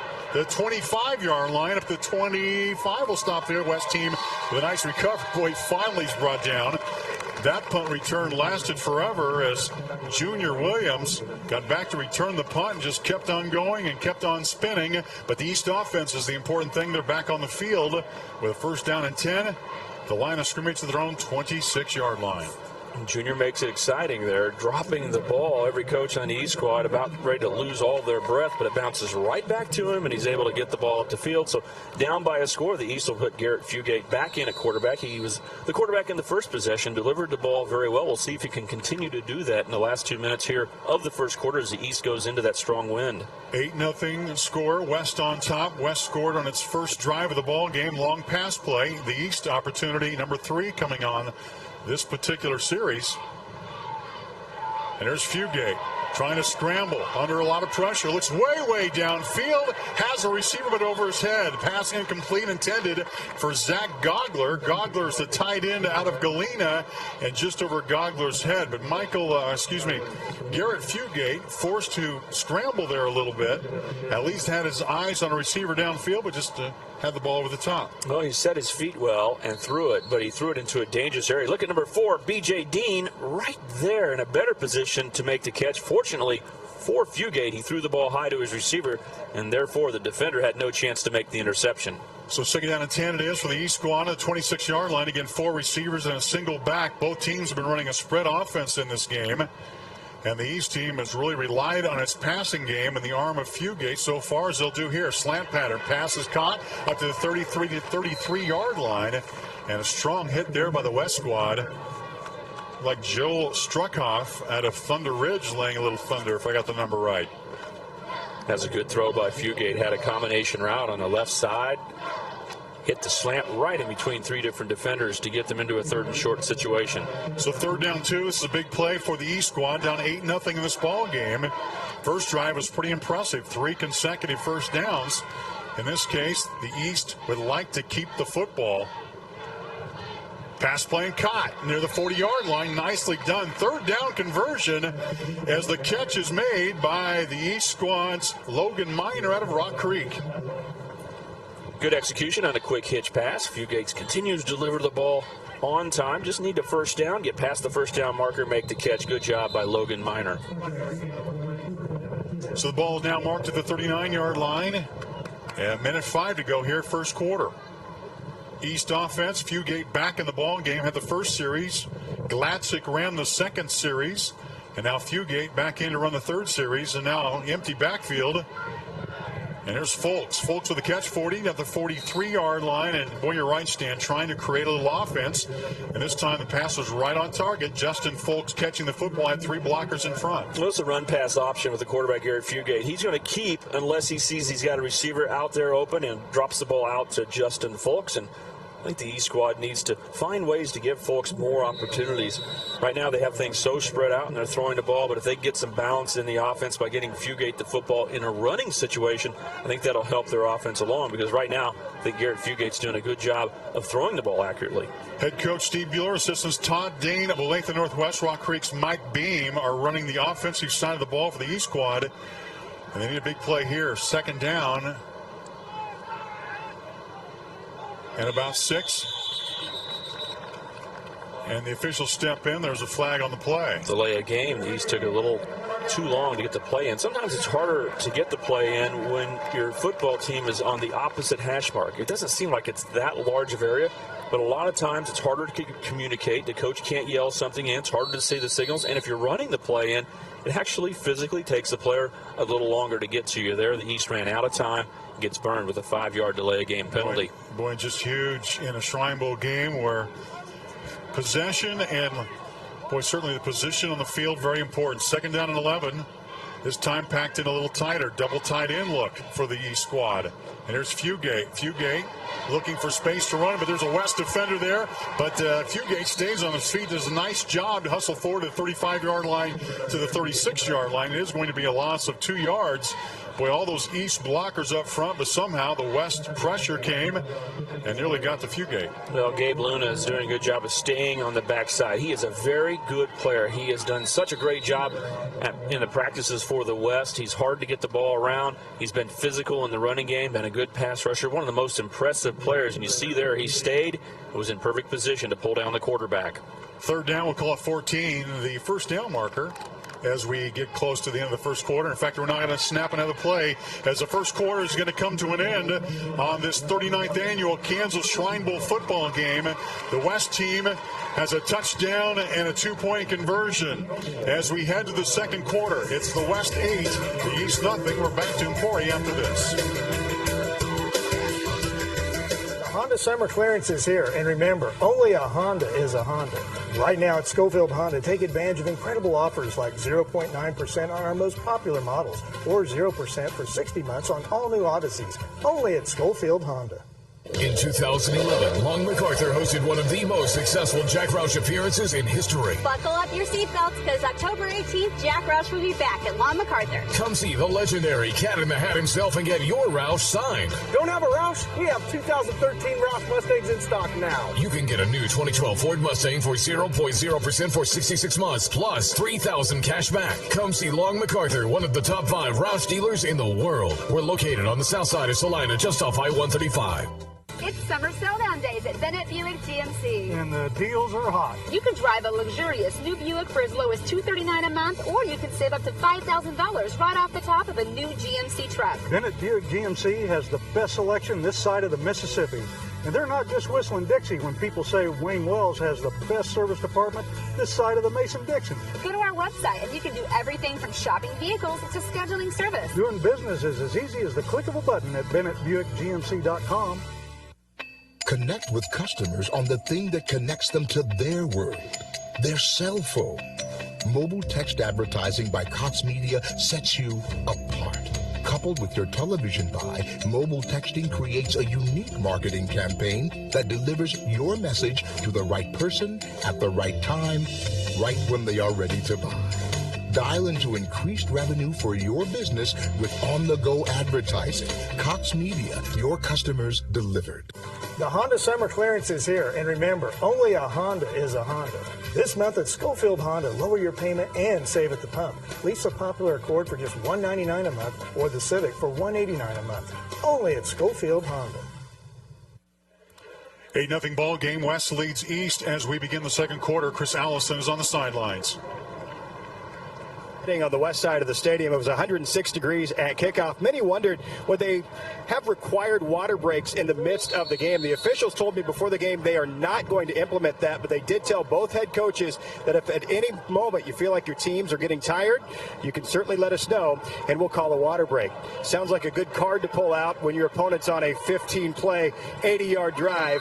We'll see if the coaches get a little unique with that rule from the officials. Water, because you're going to need it down there. Although things are starting to cool off a little bit from the 106-degree start, but on a 3rd down and 14 play, nowhere to run, and a great defensive play by the West squad, number 44, Dominic White. Let's take a look at the replay here. Fugate trying to scramble, but he can't get away from that Junction City linebacker who throws him down. White's been an emotional leader for this team all week long for the West squad. He's the guy that chose it to the team, and they're going to play off that emotion and that excellence on that play, forcing the East to punt without moving the football. So the East has had 3 possessions in the ball game and have had to punt every time yet to cross the 50-yard line. Nick Walsh set to punt it away again, and the flag comes before the snap of the ball, and the West guys are pointing the East. So I'll believe the West guys. I think this penalty is going to be on the East. We'll check in. False start on the offense. 5-yard penalty. Remains 4th down. We got a streak now, Mark. every punt formation that the East has lined up on, we've had a penalty. All three of them has been penalized one way or the other, 2 against the East and 1 against the West. And I'll be the first to tell you, as you well know, that part of the equation and challenge of this ball game is the fact that special teams take a lot of effort to put in. Not much time to do that. No, it's a very hard part of the game to get all the execution, but at least the East is punting with the win now. Reception's made at the 23-yard line. Fair catch is called. The West will take over first down and 10 with an 8-point lead here in the second quarter. Alongside Stan Weber, Mark Ewing, glad to have you on board as they play the 39th annual Kansas Shrine Bowl here on the campus of Emporia State University at Welch Stadium. History is certainly on the West side. A 37 blowout last year in Hayes was the West's 6th win in a row in the series. And prior to the streak, Stan, well, it was one of those deals where one team would win 2, maybe the other team would win 1, and they'd flip-flop back and forth. All of a sudden, West team is on a roll a little bit. People are starting to wonder why. Well, you would expect with these two teams picked with all-stars, and there's no correlation from one year to the next, that you'd have a pretty even ball game. But the West takes a lot of pride, I think, in the fact that they've come together and have had such a winning streak, and overall they're 24-13-1 in this ball game. And they play with a physical style, usually in the offensive line. And here's an example where they take the ball right up, off tackle, move the ball upfield. Jamon Cotton from Hutchinson High, running with speed and agility, hard to bring down, picks up a first down on that first play of the possession. Boy, Jamon Cotton is fun to watch. He played for the Salthawks. The Salthawks just won their 7th state championship in 8 years.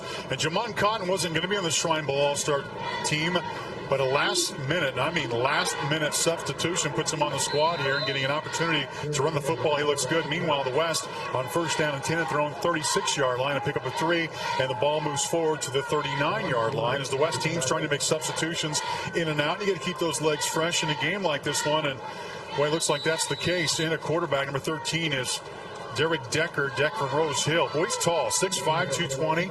Just looks like a player. And boy, the West team has a couple of quarterbacks that can really run the show and are just loaded with talent here. Jordan Hart, the receiver on the near side, a second down play in about 6 yards.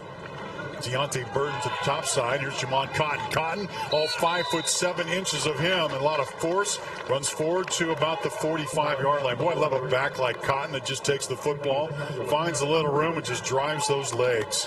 We see he's running to a gap where the linebacker had blitz from. So he finds a little cavity in the defense, gets upfield, willing to continue to push forward. Finishing the run is such an important thing, and getting upfield. These All-Stars are playing against the fastest group of players they've ever had to play against, and the advice you'd want to give to any of them is don't juke and waste time going sideways. Get upfield. We're seeing that from Jamon Cotton. Third down 1, 3 backs. Here's the give. This looks like the give to Fisher, but the East team is right there. Third down and 1, and the East rises to the occasion. Jared Douglas out of Olathe South gets to the ball carrier. It's going to bring up a fourth down play. Well, here's one of those runs where you're going sideways and hard to get upfield. Good defensive play by many players, stopping the play and forcing it to the inside first of all, and then allowing it to be cleaned up by Cooper McCoy. He's able to make the tackle, and on a third and 1, they force a loss of yardage. So far enough back that the West is going to punt the football into the wind. So good defensive play there to force the West into punt formation. So fourth down and 3. Line of scrimmage is at the 43, and the East defense does the job again. And we'll get the opportunity to hand it right back to the East offense. The punt by B.J. Dean. Fair catch is handled at the 24-yard line.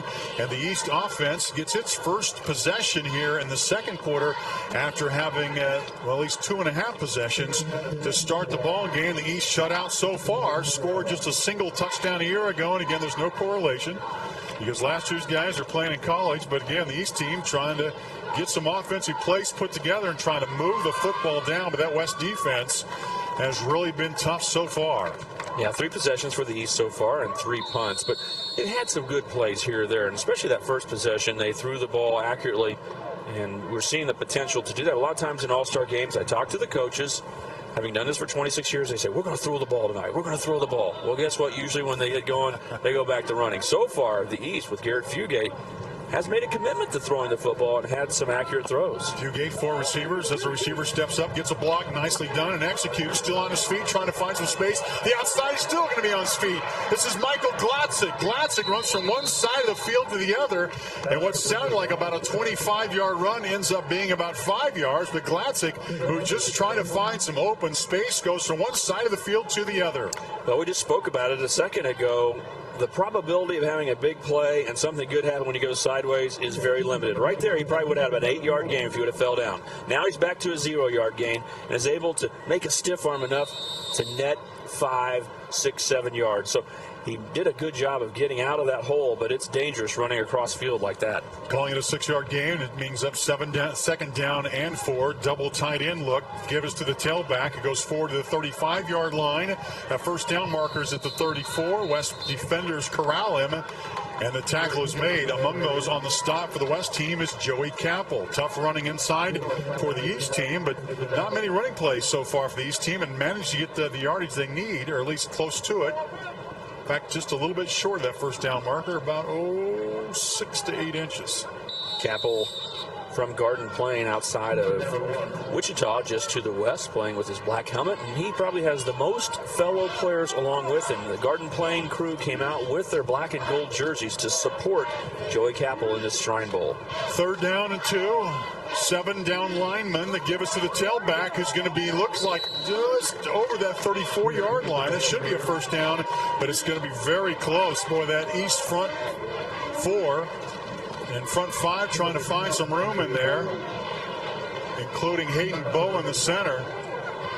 And Dan Durman and Greg Snell, the left guard and left tackle respectively, may have found just enough room, but looks like the officials on the field are going to at least eyeball it. They're going to have a measurement here.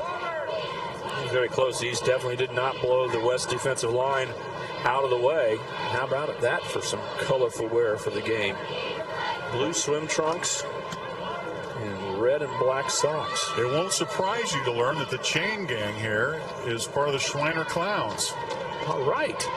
And in character. Sometimes they keep part of the outfit. 1st down and 10 for the East squad by half the length of the football. And Steve Bueller on the far sideline says, guys, we need another big play here, another big block. Boy, Steve Bueller out of Rossville. Those Bulldogs, 2 of his sons have played in this Kansas Shrine Bowl.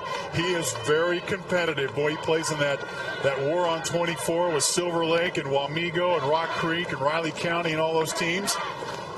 But that's one of the best leagues for small high school football in Kansas. He's an assistant coach last year, and his son Mitch was a starting quarterback in the Shrine Bowl for the East squad, and his son Matt played in the 2010 game.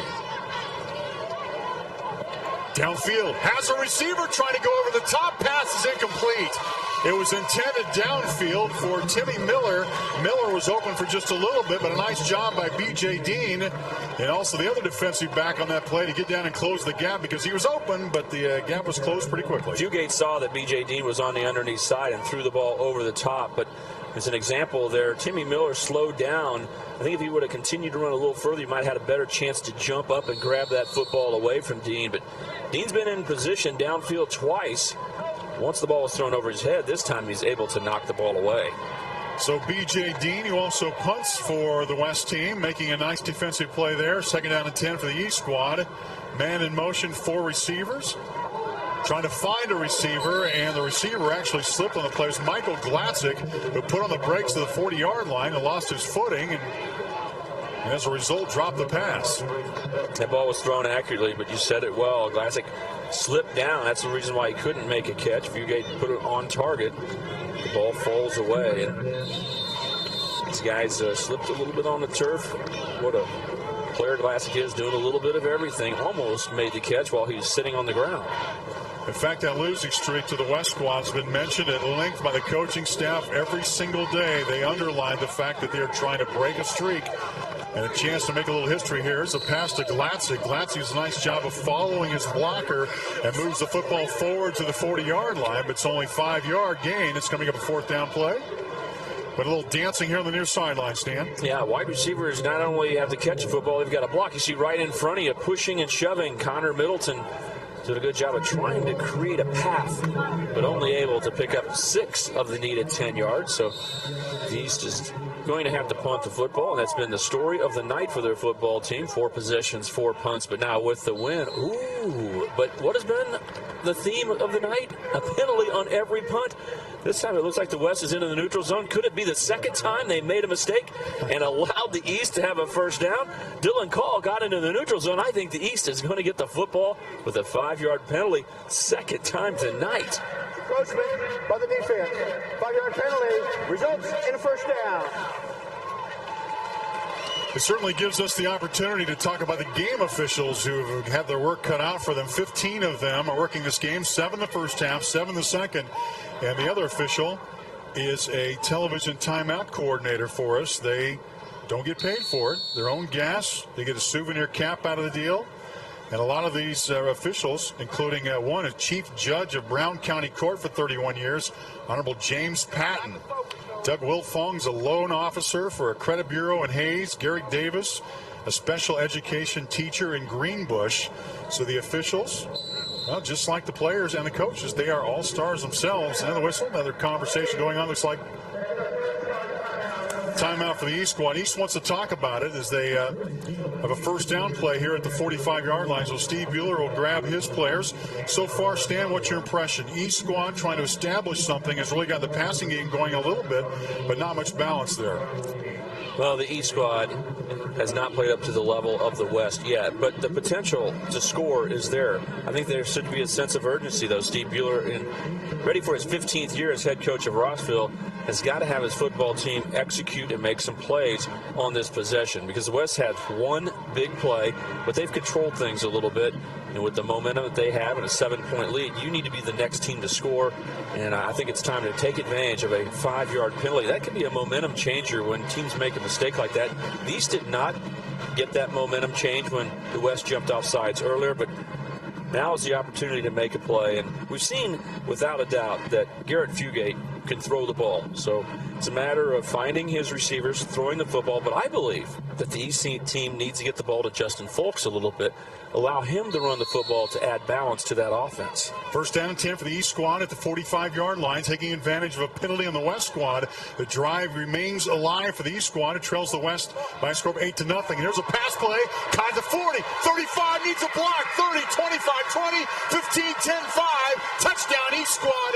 And the East team is back to within 2 of the West. Michael Glatzik comes from his wide receiver spot, catches a slant over the middle, and he scoots his way to the end zone, 55 yards on the scoring play. An 8-6 ball game, and how about that for a big play for the East squad? That's quarterback to quarterback, Fugate to Glatzik. And that ball was delivered right on time on a slant route. How about taking advantage of a West mistake? A 5-yard penalty, and suddenly have a throw upfield. Good speed, perfect angle by Michael Glatzik. And he has a 55-yard touchdown to match the 54-yard touchdown pass the West had in the first half. And the East has a chance to tie the game if they want to go for 2, or they may play it to say, we're not going to chase the 2-point conversion that the West made. We're just going to kick the PAT. So I think the East is going to be satisfied to make this an 8-7 ball game. Nick Walsh on for the extra point. Snap's good, hold is good, kick is up, and it is good. The young man out of Linden High School kicks the extra point, and the East squad, the lightning bolt pass over the middle, makes this an 8-7 ball game. Well, we've seen it in pro football all the time. You get the ball to receiver on the upfield side, continue to get him the ball where he can run, and short passes can turn into big plays just as much as a bomb. That'll go down in the newspaper tomorrow as a 55-yard touchdown. Most people will think, well, it was a long fly pattern down the field, but it was a simple slant pass and a good job of taking every correct angle. Michael Glatzik just sliced his way through many West defenders, and the East has a touchdown to pull within 1. So Michael Glatzik scoring the touchdown. Meanwhile, we told you that this is more than just football, and Chris Allison can certainly testify to that. Also, an all-star cross-country event taking place earlier today. Brady Johnson from Plainville was the male champion, 9 minutes, 41 seconds, a 2-mile race. You've been a 2A cross-country champion, a state champion as well in track and field, and now you're a Shrine Bowl all-star champion. Brady, what did it mean to you to come across that line first today? It was really cool and exciting because, I mean, this is such a great event. It's for a great cause, so it felt really good. And then I'm from a small school in western Kansas, so I don't get to race against many people. I see a lot of the same people a lot, so I got to get to race against some of those guys I always see, and this may be the last time I ever get to race them. But I also got to race against some guys from the bigger schools in the East. So it was a really cool experience, had a mix between everyone, and it was fun to race all these guys. You also had the chance to meet the 15 patients that made the trip here to Emporia, and it really, I'm sure, just put everything at heart as to why you're here, what this is all about. Yeah, I mean, it really kind of made me look at myself and be like, whatever problem I'm facing isn't that bad. I mean, I know I've had injuries running, and they just make me feel like they're not that big in life, and there's much more bigger things in life than running everything, and they just made me realize how lucky I am just to be who I am. From Little Plainville, beating all the Wichita and Kansas City runners today, headed to Wichita State next season. Good luck. Thank you. Brady Johnson, the champion of our cross-country all-star event earlier today. Thanks, Chris. First down 10 for the West now, 8-7 ball game. This is a pass to Deontay Burton. Makes a move to the 20, gets forward, finds a block, and knocked down at the 27-yard line by a trio of East players. The West picks it up at 7 yards of the first down play. The cross-country race, because of concerns over the heat, was moved from the scheduled start time of 6:25 to early this morning. Brady Johnson, 9:41 in the 3,200-meter run against the men's side of things. And then the women's side of things, as we see 13 through 23, Chris Kelly in 13th, 12:07. Boy, can you imagine? And there's Emma Husky out of West, 12:27 for her 2-mile. So congratulations to the cross-country all-stars. Maybe next year we'll get to see you run in front of the full stadium, but they certainly made the right decision because of safety concerns over the heat. Here, meanwhile, on the field, second down play in 3. It's a pickup of a couple of yards. That first down marker rests at the 30-yard line. It looks like the East squad, or rather the West squad, may have that. That women's race was very close. 1 second difference in time between the winner and second place. Matt Reed, the quarterback, Wichita Heights, back on the field. Ball moved forward to first down, and now it'll be 1st and 10 for the West squad at the 30-yard line. Matt Reed has not played since the first possession, which ended in a touchdown for the West when he found Colin Sexton for a 54-yard touchdown. Here's Reed. Fisher fakes the handoff. Reed slips and falls back to the 23-yard line, and the East squad has got a little momentum here. Thomas Whitman of Hayden, the 5'11", 200-pounder. Again, he broke his arm in the opening game of the football season, getting a chance to play here and does so well. Well, the first guy putting pressure on is 72, Austin Veach, and then Whitman gets there as well, forcing the quarterback, Matt Reed, to slip down. So a sack for the East officially. So a loss, we'll call it about 6 yards. Line of scrimmage out to 25. We'll call it 5 yards.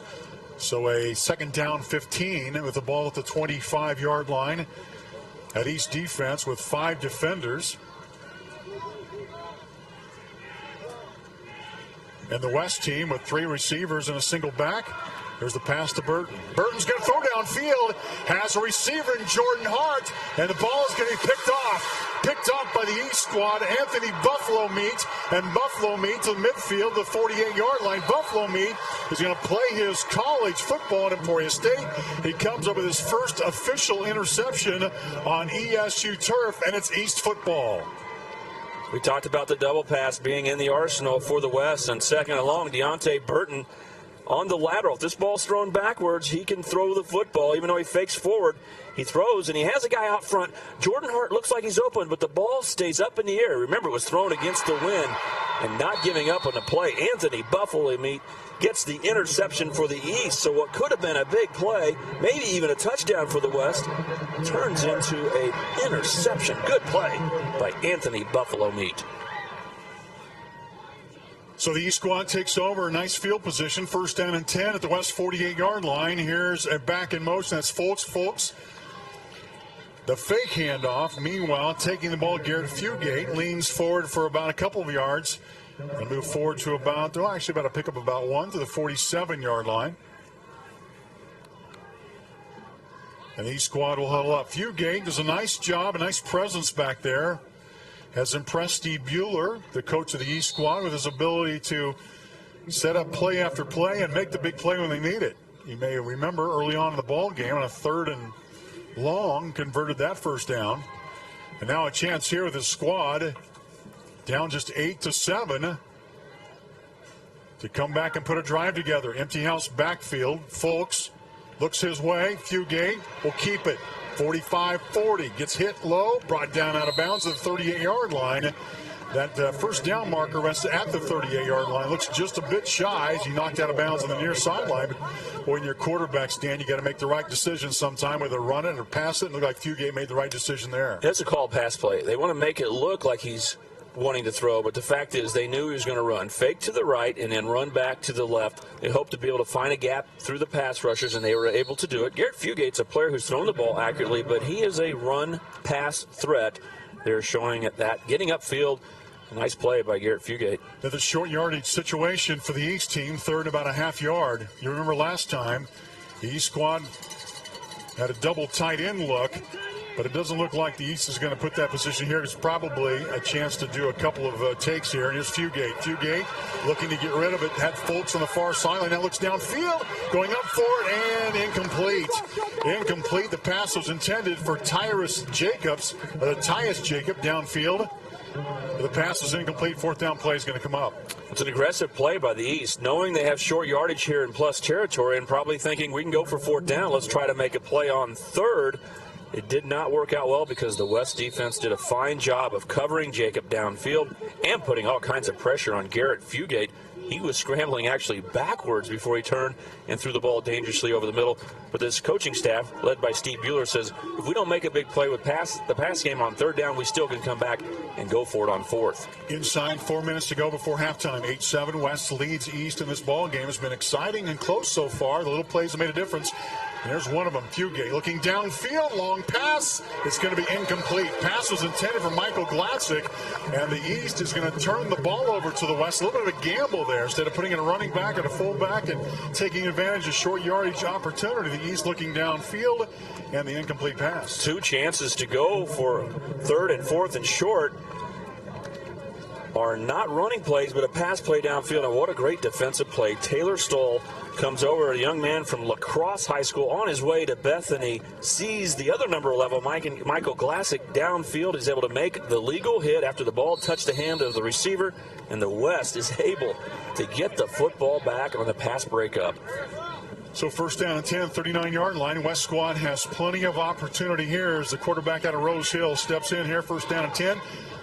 Pass reception is made. This is the catch from Deontay Burton. Pick up a couple of yards here. Actually, incomplete pass. The officials step in and that's a complete pass. The officials sorted out. It's an incomplete pass. The officials can't decide whether he caught that ball or not, but they've sorted that out. Now they're going to bring it back to the original line of scrimmage, which is to the 39. It's their first game as well.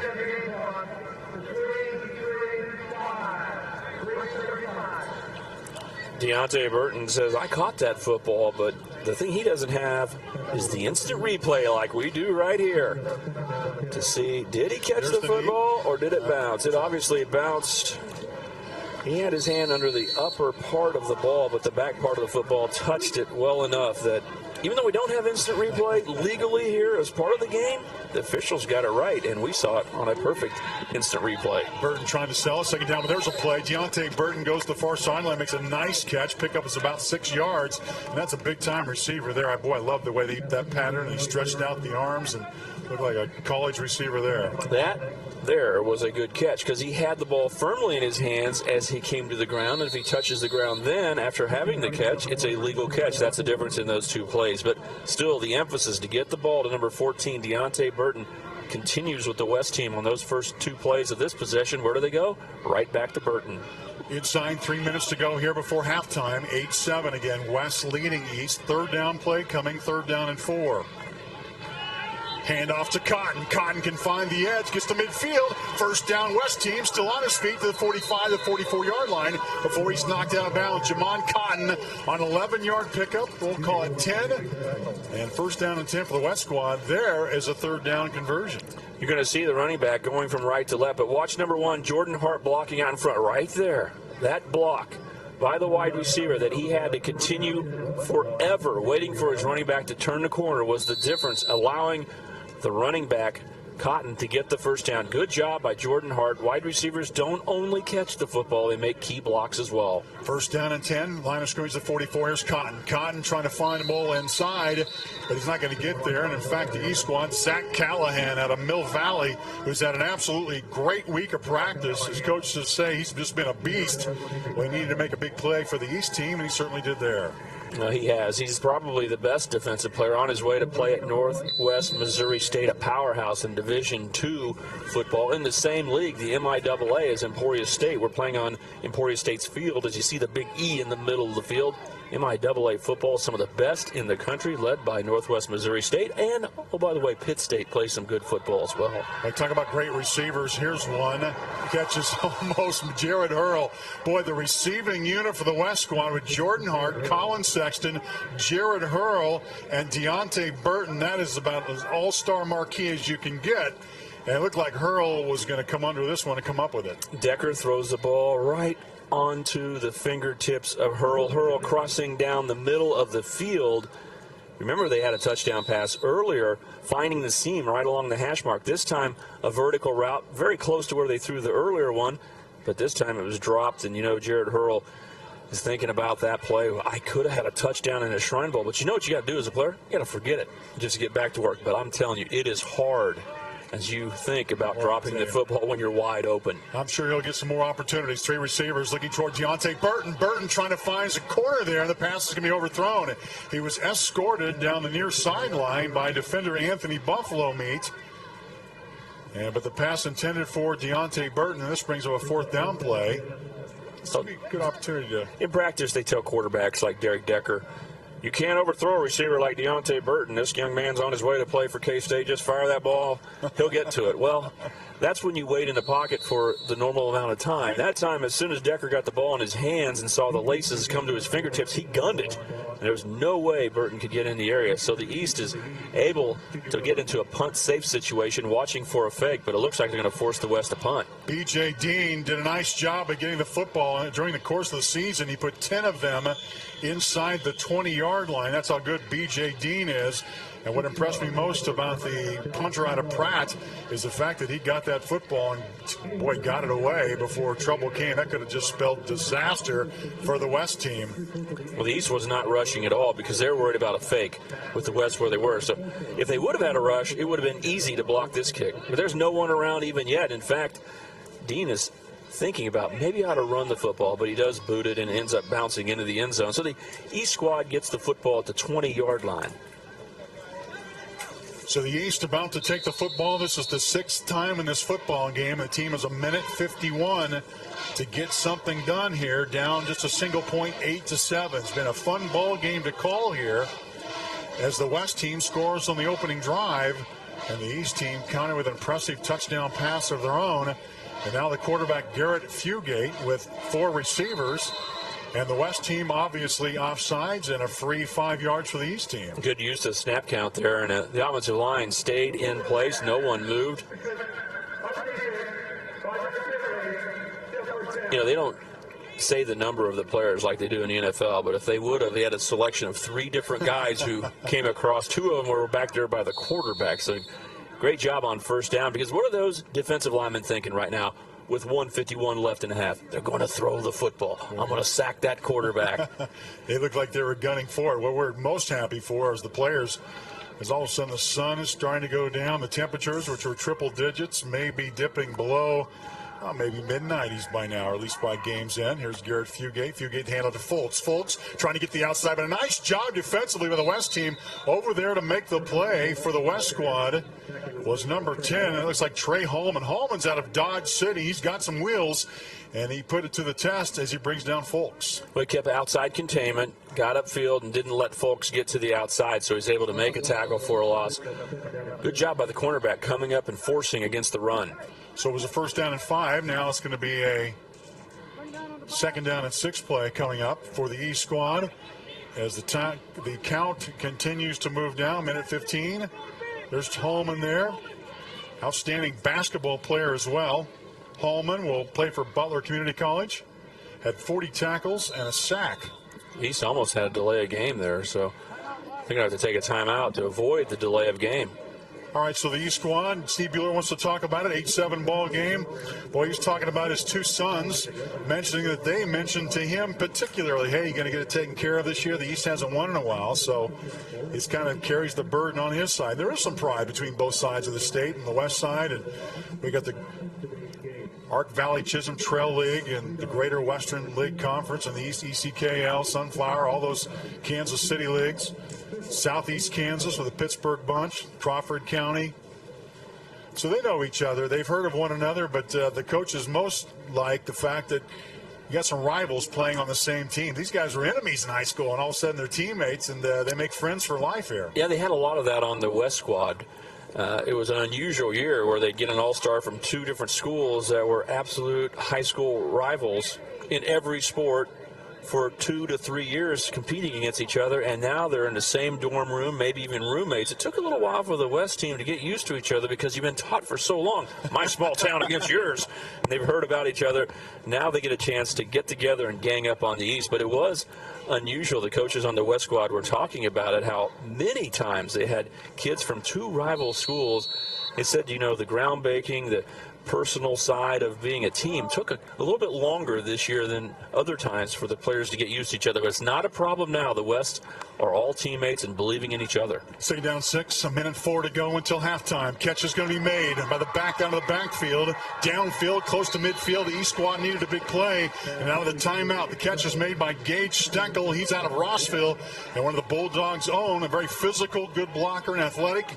Shows his pass catching ability. The ball's close to midfield. After the timeout, Steve Bueller, head coach of the East and offensive coordinator, said, well, what play should we call? How about down the middle and the seam? That's worked against us.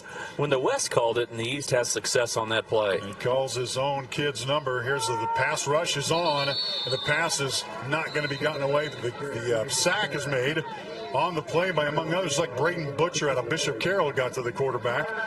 And Butcher, a top 33 performer during the season, just made a big play for the West team, as now another timeout is called with 46.2 seconds to go before halftime. Well, he stayed after it. Fugate pumped and didn't throw the football, and all of a sudden his ankles and knees were grabbed by Braden Butcher. Players get to wear their own helmets in this ball game, and he is one of the players that happened to trade a few stickers here and there and make his golden helmet from Carroll look like a mismatch of all kinds of teams. It's one of the things these players like to do because they get to have such a good relationship with the other players. They kind of have a pride in being able to say, we are an all-star team, not just individual players. The coming football season will mark the 75th anniversary of playing in Francis G. Welch Stadium and the 7th season of playing on Jones Field here at Emporia State. It opened in 1937. It was dedicated in 1960. The stadium sits just north of beautiful Lake Wooster and has seated as many as 10,000 fans, and bleachers were added in each end zone. Permanent lighting and made it possible to televise games. We've been here a few times here to call the Kansas Shrine Bowl. It's just a tremendous venue for the MIAA. Emporia State football has been fun to watch, and the Shrine Bowl as well. As we go second down here, 16, pass catch is made in midfield, trying to get some room, needing to get forward to that 41-yard line. And on the pass play is Logan Miner out of Rock Creek. I broadcast Emporia State games here before. One of the longest games ever, threatening overtime but not quite getting there on a game where both teams passed almost every down. That makes the games last for a long time. Last for a long time. We've seen both teams in this ball game pass the ball a lot. You know, inside on television, when you have a game like this, you need to put it up on a satellite. So you have to buy satellite time. Very expensive for the companies to buy that satellite time. Well, they had bought enough satellite time for the game and even extra time. This game took so long that the producer was going, we are almost out of satellite time. This game has got to end here soon. I'm glad you found some satellite time for that one. 3rd down and 8. Fugate, midfield, trying to get to that first down marker and might get it. Boy, big tackle on the far sideline about the 41. Huge collision as Fugate trying to surge forward to that 41-yard line. Did he get the first down? It looks like he did. He almost got sacked. Look at number 44 right there, get his ankle. But Dominic White could not pull him down. And Fugate not only got close to the first down marker, he got out of bounds to stop the clock. So we're going to have another measurement for the first down here, it appears. You don't have to move the chains very far over this measurement. It's a first down. So first down. Good job of keeping his feet, staying up, falling forward, and he's trying to get in position. Now, they could try a field goal. Nick Walsh, who plans to walk on at K-State and try a little kicking there, is able to make a field goal from about 40 yards, maybe even 45 with the wind at his back. So if they can get a little bit closer, maybe near the 30-yard line, they'd have a chance to try at least a kick to get in the lead. 34.1 seconds to go. Fugate pass into the flat. The pass is dropped incomplete.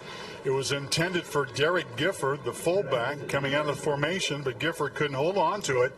So it'll be a second down play, but for the East squad, only a few seconds. Mark, he didn't mean to drop it, but you know what you want to say to him? Good play. That's right. There were guys all over him. He was going to lose yardage. The drop was the best thing the East could get. Stop the clock and don't lose the yardage. Second down, 10. Ball just outside the 40-yard line. Crowd's been entertained by an exciting all-star football game so far. And here's Fugate. Rush is on. Fugate. Catch is made by Tyus Jacob. Jacob knocked out of bounds on the far sideline, about the 32-yard line. Again, very close to that first down marker. Good pickup and a nice job of stepping out of bounds, so exactly what Steve Bueller wanted. 26 seconds to go. This East squad, which put together 13 or 14 practices, doing a nice job in this kind of scenario with the time winding down to put themselves in position to score. They've used their timeout, so they do not have that advantage, but there's plenty of time with 26 seconds for them to execute. Third down in the yard. That's Folks in motion. Fugate takes the snap. Has a receiver, juked him. And boy, his receiver's wide open, and this is going to be a flag. Flag is going to be called, and the penalty looks like it's going to be called on the West team. Late hit on the quarterback. They're going to call Dominic White for the hit. Miscommunication by the receiver and quarterback. Quarterback thinking we need a quick hitch, step out of bounds, get a first down. Receiver, Jacob, thinking he's going to go a hitch and go. None of that matters. There's a 15-yard penalty against the West.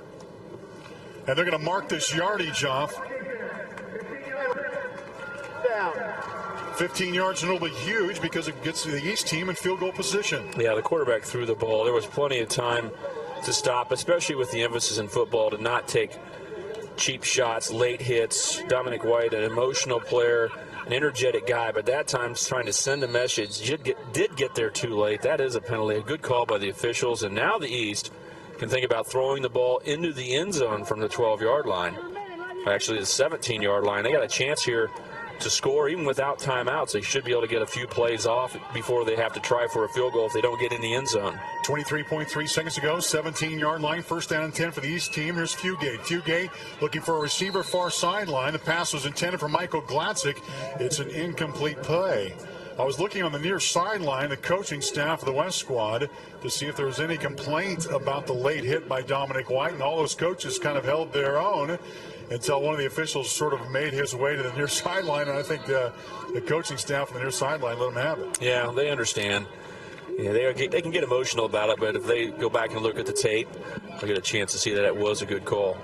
Second down and 10. Ball is marked at the 17-yard line. 8-7 ball game. East has a chance here. Fugate's got to avoid taking a sack. That's the thing he's got to think. Moves forward. Running play, clock's moving. Inside 15 seconds to go, and East has to get this done. They need to spike the ball now. They're going to run their field goal team out there, but they don't have time to do that. And they may run the clock out right here. Inside 4, crowd asking for ball position. 2-1, and the spike is made. Did they get it off before the halftime buzzer? No. Officials are saying. Yeah, officials can rule otherwise. I think the clock did run out. One official may come in and talk to the referee about it, but that was a mistake by the East coaching squad. I talked about you do not want to get sacked. You can't afford to run it. The officials tried to get the ball in the middle of the field. They got to get everything set before the ball snapped. The East unhappy with how quickly that occurred, but it was way too dangerous to run the football. When the ball was spiked. Well, they catch a giant break that the officials give them the benefit of the doubt. Oh, boy. And Brian Hill, he had his guys in green. His West squad was running off the field. He wanted to sell as much as he could that it was halftime, but instead the East team is going to line up for a field goal attempt and a chance to take the lead here before halftime. Well, I think the East catches a break right here. And now we got an opportunity, if the field goal can go through from 31 yards, for the East to have the lead at the half. Nick Walsh, the kicker out of Linden, 31-yard field goal attempt coming. Taylor Stoll will hold it. The West is going to call timeout to freeze the kicker. Michael Glatzik is the holder for the East team. That's their first timeout. Timeout called by the West squad. So this has been a long first half. A lot of passes thrown by both teams, but an opportunity for the East squad taking advantage of a really impressive drive here in the last minute. While we got a second, let's get Chris Allison on the side. Well, some of the amazing aspects of the Shrine Bowl are the coaches you run into. Marvin Diener, formerly of Salina Central, he won 6 5A state championships at Salina Central. He's been in the 5A semifinal game each of the last 4 years at Gardner-Edgerton. Not only have you coached in this game 3 times, your son David has played in this game. Madison, your daughter, is going to be performing tonight. Yeah, she is, and she's really looking forward to it. She's going to twirl for him. Actually, I think she might be the first twirler to ever twirl at a Shrine Bowl. So she's had a really fun week.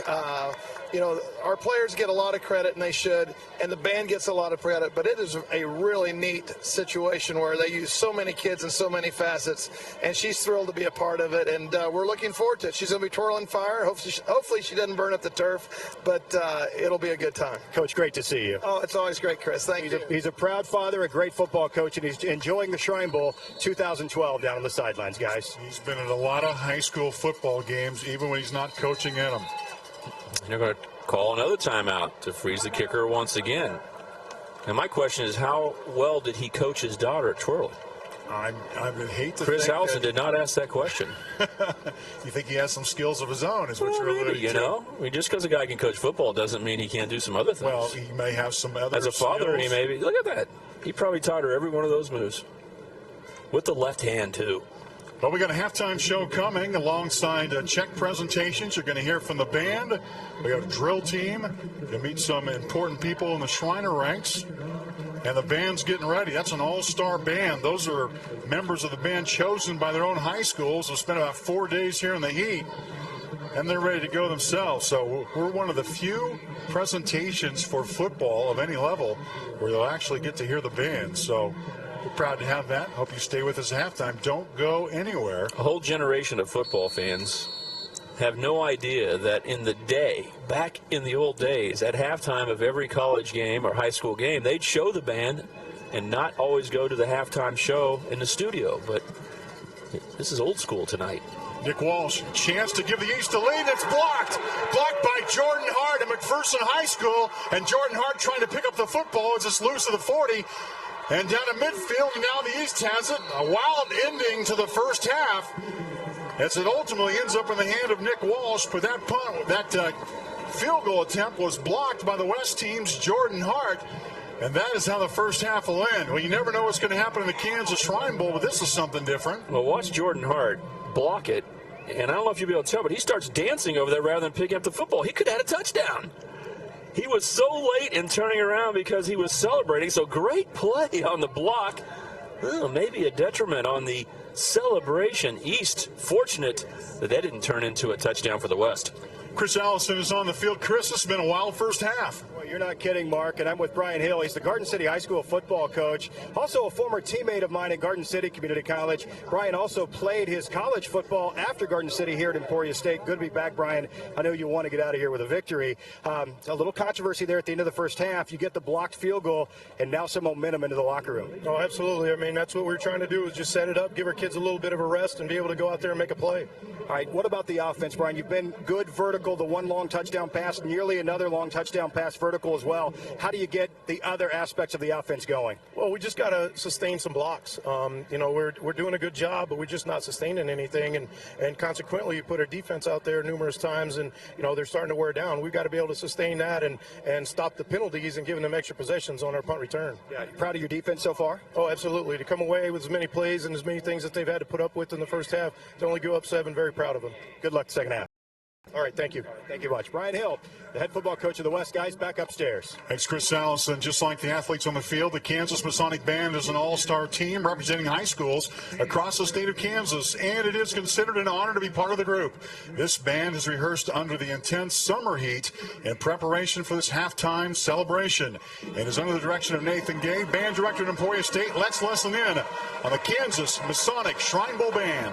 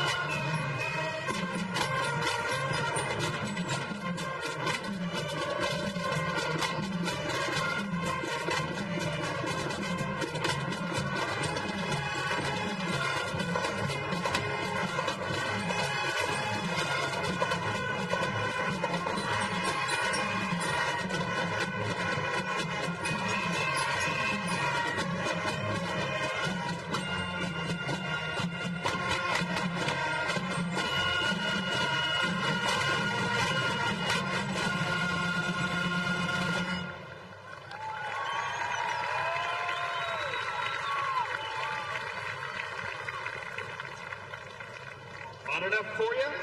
The band will heat it up even more with their final section, España, including a death-defying batons of fire.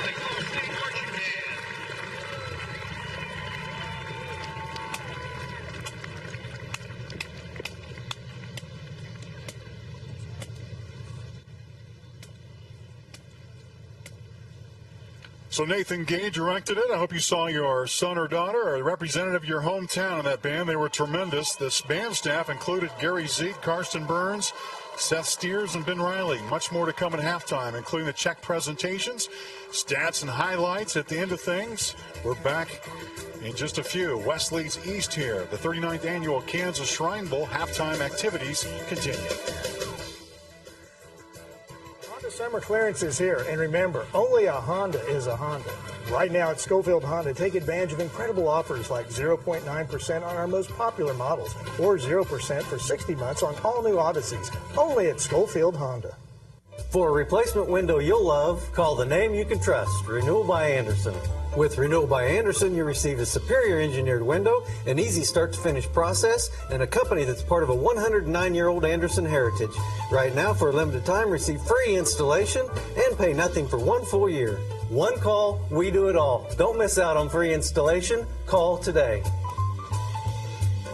Renewal by Anderson. We love our new windows. In 2011, Long MacArthur hosted one of the most successful Jack Roush appearances in history. Buckle up your seatbelts because October 18th, Jack Roush will be back at Long MacArthur. Come see the legendary Cat in the Hat himself and get your Roush signed. Don't have a Roush? We have 2013 Roush Mustangs in stock now. You can get a new 2012 Ford Mustang for 0.0% for 66 months, plus $3,000 cash back. Come see Long MacArthur, one of the top 5 Roush dealers in the world. We're located on the south side of Salina, just off I-135. Metro Sports presents Storm Chaser Baseball, the Royals AAA affiliate in Omaha. Metro Sports brings you exclusive live games from Winter Park in Omaha. We also get you inside the action through in-depth interviews with players and coaches featuring Katie Falco. In Omaha, I'm Katie Falco for Time Warner Cable Metro Sports. It's your front row seat for the #1 rated farm club in America. Catch the action as the Storm Chasers take on the Reno Aces August 2nd on Kansas 22. The Honda Summer Clearance is here, and remember, only a Honda is a Honda. This month at Schofield Honda, lower your payment and save at the pump. Lease a popular Accord for just $199 a month or the Civic for $189 a month. Only at Schofield Honda. Halftime here in Emporia, 8-7 ball game. West leads East. You're watching the 39th annual Kansas Shrine Bowl. And on the field at the moment are the cross-country All-Stars because of concern about the heat. The 2-mile road race and All-Star cross-country race was moved from a 6:25 p.m. start to 7 o'clock in the morning. It was the 5th year the event had been staged. The combination of the two races is also an additional fundraiser for the Kansas Shrine Bowl, as well as a way to involve more All-Star athletes throughout the state of Kansas. What was missing was a finish in front of a stadium crowd, but the competition was just as fierce. Patrick Younger of Ness City was this year's head coach of those squads, and we congratulate all the East and West cross-country All-Stars. That was a lot of fun. Boy, can you imagine having to run this heat, and made a wise decision to move that forward. So the cross-country runners being introduced at least in front of the crowd here, who gives them a warm reception. Let's take a look at the highlights in the first half.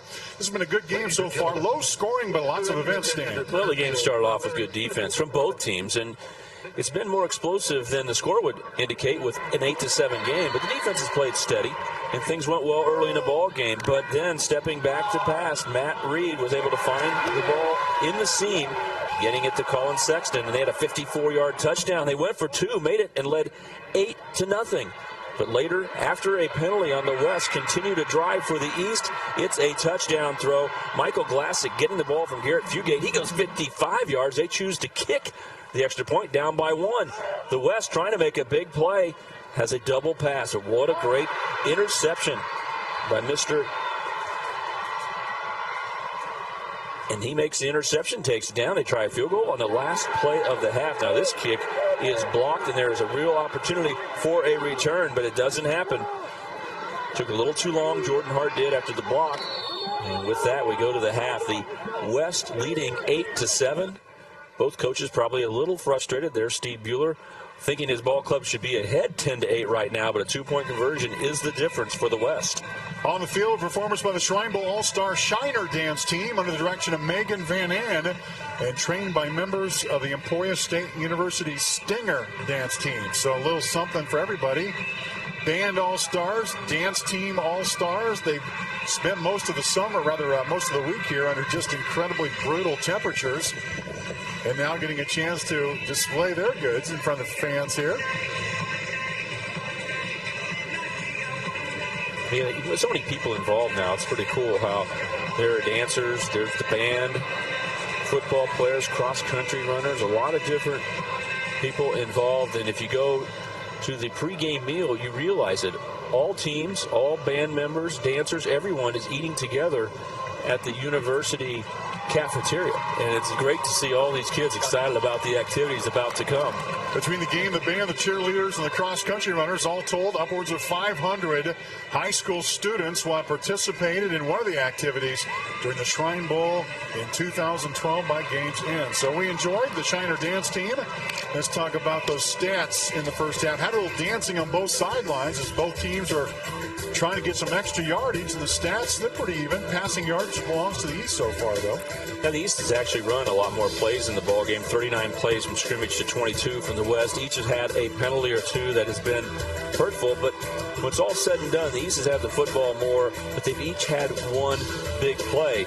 Interestingly enough, the West really unable to have a reliable kicking situation, says we're going for two every time, and they were able to make their two-point conversion. That's the difference in the ballgame. It's really one touchdown East, but it's the West converting on the two-point conversion, leading 8-7. Stats may lean toward the East, but the lead is with the West. Yeah, 1 point lead. Also time of possession important, as the East has had it for 12:30 of this ball game. I know it was important for Steve Bueller to feel like just keep it out of the hands of the West offense, which is pretty vaunted, and they've done that so far. Well, they've been able to, and the East has had much more of a third down conversion situation with 10 of them able to convert 4. It's a pretty even game. Even though it's low scoring, it seems like there's been a lot more action, and I'm really excited about what could come here in the second half. A dead even ball game right now. Hope you're enjoying your burgers, chips, and drinks, or your $5 meal deal. West leads East here, 8-7. More of halftime after this.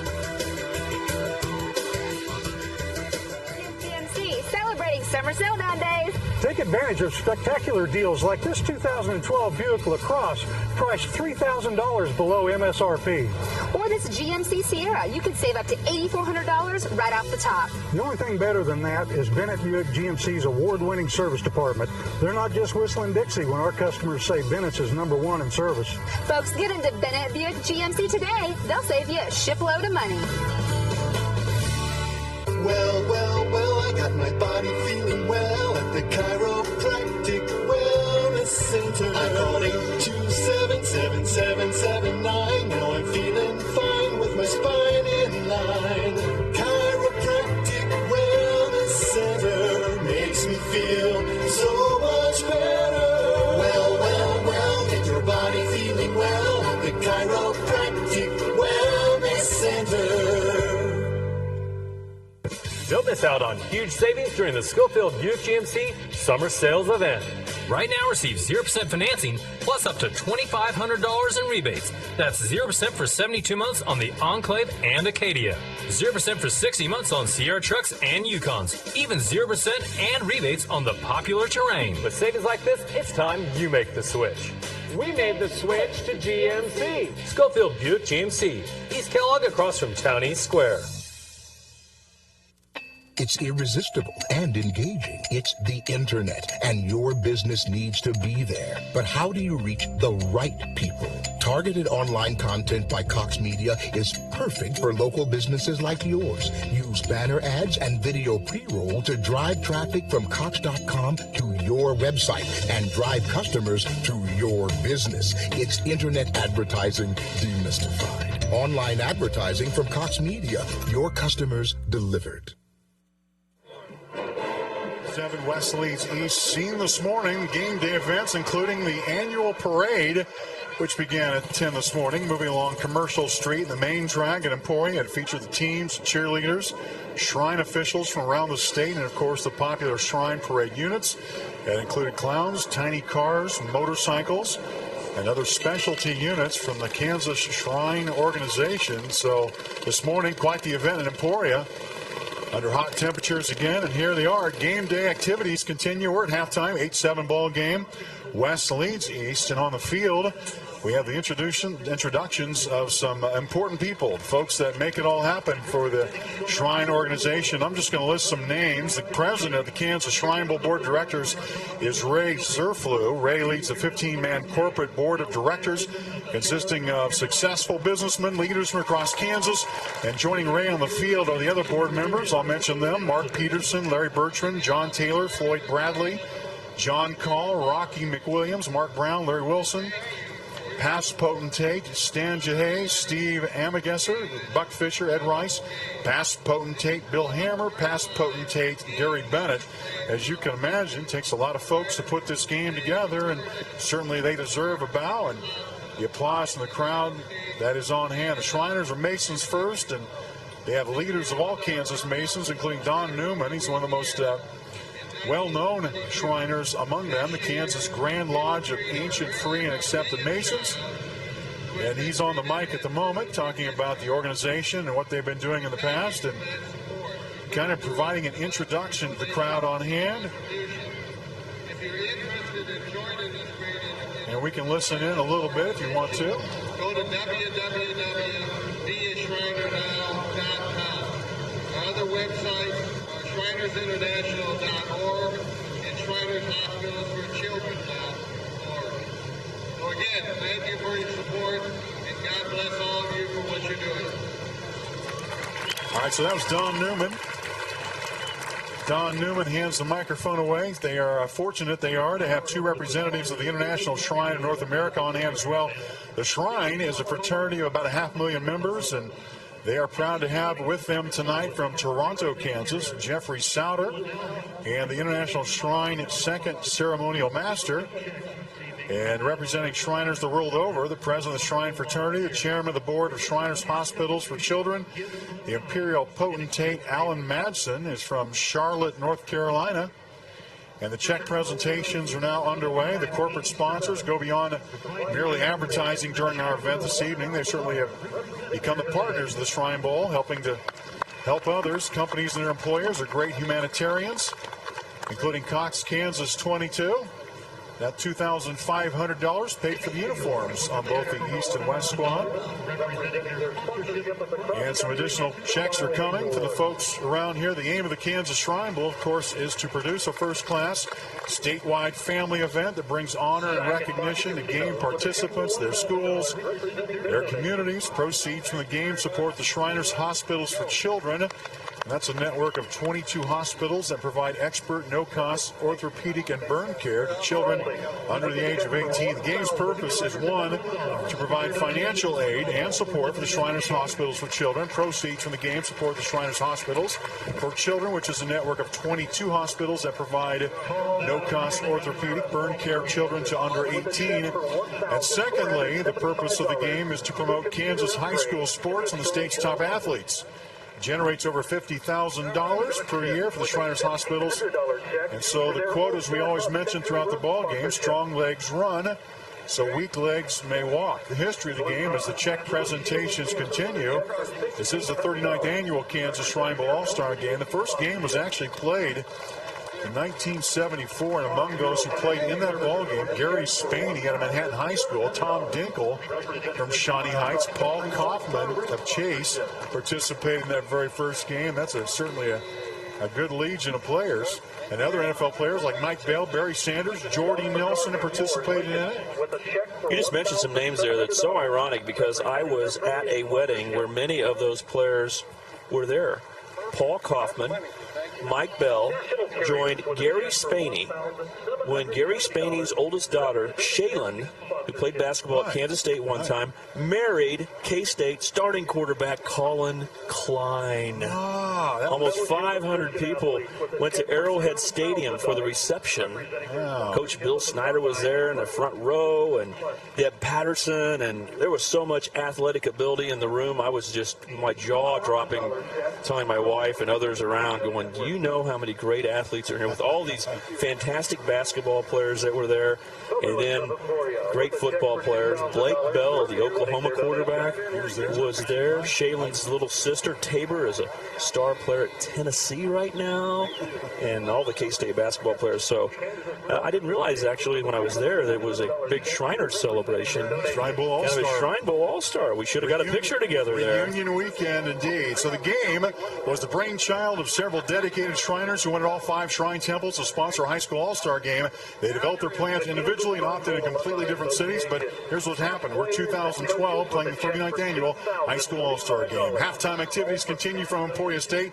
West leads East 8-7. We're back with more of halftime after this. America's most fuel-efficient car company is here with our biggest Hyundai summer sales event ever. Hyundai has passed the competition in styling, safety, fuel efficiency, and America's best warranty, all for thousands less. We made the switch. Drive the hot, award-winning Sonata for only $199 a month. Or on the Santa Fe SUV, save $1,750, plus 0% financing. Shop and compare and see why it's time you made a switch, only at Schofield Hyundai East and West. Cox Bundle customers get TV, internet, and phone, all for one low price. Yeah, since we're the competition, we can't have Cox. But since so many other people have it, we don't really need it. All we need are these bucket trucks. And that is a clean picture. Abort! Abort! With the Cox Bundle, you get everything you want at a price you'll love. Cox TV, digital telephone, and America's fastest internet is rated by PCMag.com. Then free HBO and Showtime. Call, click, or come by today and find out why more people choose Cox. Metro Sports presents Storm Chaser Baseball, the Royals AAA affiliate in Omaha. Metro Sports brings you exclusive live games from Winter Park in Omaha. We also get you inside the action through in-depth interviews with players and coaches, featuring Katie Falco. In Omaha, I'm Katie Falco for Time Warner Cable Metro Sports. It's your front row seat for the #1 rated farm club in America. Catch the action as the Storm Chasers take on the New Orleans Zephyrs, August 23rd on Kansas 22. Every day, consumers invite advertisers into their home amidst buzzworthy programming on television. Are you on the guest list? Targeted and efficient, cable advertising increases awareness of your business. Relevant cable networks maximize your message. ExpressLink connects viewers to your in-depth video content with a click of their remote. reach local customers and get business booming. On-air advertising with Cox Media. Your customers delivered. Check presentations have concluded in Emporia. The corporate sponsors, the mock checks you saw representing cash contributions, gifts in kind, expense payments. Worth noting, the Kansas Shrine Bowl Alumni Association, made up of past players and coaches, presented a check for $1,435, and those involved, including Cox Communications, production by Time Warner Metro Sports. In Kansas City, the public broadcasting stations are presenting the game on a delay basis. And the game would not happen at all without the corporate sponsorship. The Shriners can't thank those kind organizations enough for their help. So the check presentations are over early today. Part of the daytime activities, the activities that happened during the game, was a combine. And well, I'll tell you, this is fun to watch, even though if it is a hot event. But Stan, it's fun to take part in the game. You got a lot of all-stars around, and this is really the brainchild of giving the opportunity to be seen. Yeah, kids get a chance to go through the same type of drills that the NFL players do at the combine. So they can put them on tape and let college coaches take a look. These guys can work on their skills and get better for their action on the field. So it's the sixth straight year the Shrine Bowl Combine had held. The Kansas Shrine Bowl High School Combine and Clinic, offering high school players a chance to gauge their skills and position themselves to be noticed by college recruiters. Halftime is almost concluded. West leads East 8-7. The second half kickoff is almost here. We'll welcome you back to Emporia State into this. We don't have Cox high-speed internet, so every time the internet buffers, my dad calls it bonding time. Hi, Ashley. So nice to finally meet Tyler's lady. Why are we like the only ones that still have DSL? You know, Ashley, I know all about you. I checked his browser history. Cox High-Speed Internet is America's fastest internet, is rated by PCMag.com, so you can watch all your videos without all the DSL buffering. Just $19.99 a month. Call, click, or come by today and find out why more people choose Cox. Connect with customers on the thing that connects them to their world, their cell phone. Mobile text advertising by Cox Media sets you apart. Coupled with your television buy, mobile texting creates a unique marketing campaign that delivers your message to the right person at the right time, right when they are ready to buy. Dial into increased revenue for your business with on-the-go advertising. Cox Media, your customers delivered. Metro Sports presents Storm Chaser Baseball, the Royals AAA affiliate in Omaha. Metro Sports brings you exclusive live games from Winter Park in Omaha. We also get you inside the action through in-depth interviews with players and coaches featuring Katie Falco. In Omaha, I'm Katie Falco for Time Warner Cable Metro Sports. It's your front row seat for the #1 rated farm club in America. Catch the action as the Storm Chasers take on the Reno Aces August 2nd on Kansas 22. With Whole Home DVR from Cox, you can watch recorded shows on any TV in the house. Plus, pause a recorded show in one room and continue watching in another. And with Cox, customize your setup to record as many shows at a time as you like. Want Whole Home DVR that obeys your every command? We're there. Call, click, or come by to upgrade to Whole Home DVR today. 8-7, West leads East here at Emporia State, the 39th annual Kansas Shrine Bowl game. The second half is about to begin. Alongside Stan Weber and Mark Ewing, welcoming you back for the second half.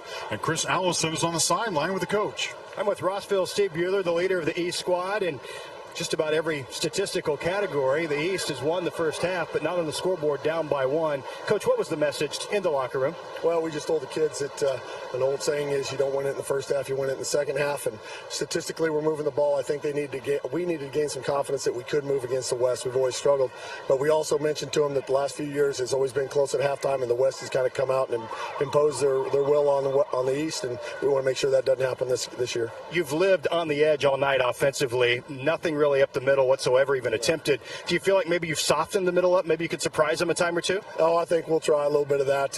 We might try Michael Glatzik in there to run the ball. He's a little tougher runner in the middle at quarterback. But, yeah, it's something we planned on doing is trying to get to the edges and then work in the middle if we can. All right, good luck in the second half. All right, thank you very much. All right, Steve Bueller, head coach of the East, back to the booth. Thanks, Chris. The 39th annual game has returned to Lyon County's Emporia, home to Emporia State University, and the site of 3 previous Kansas Shrine Bowls, 1998, 2004, 2008.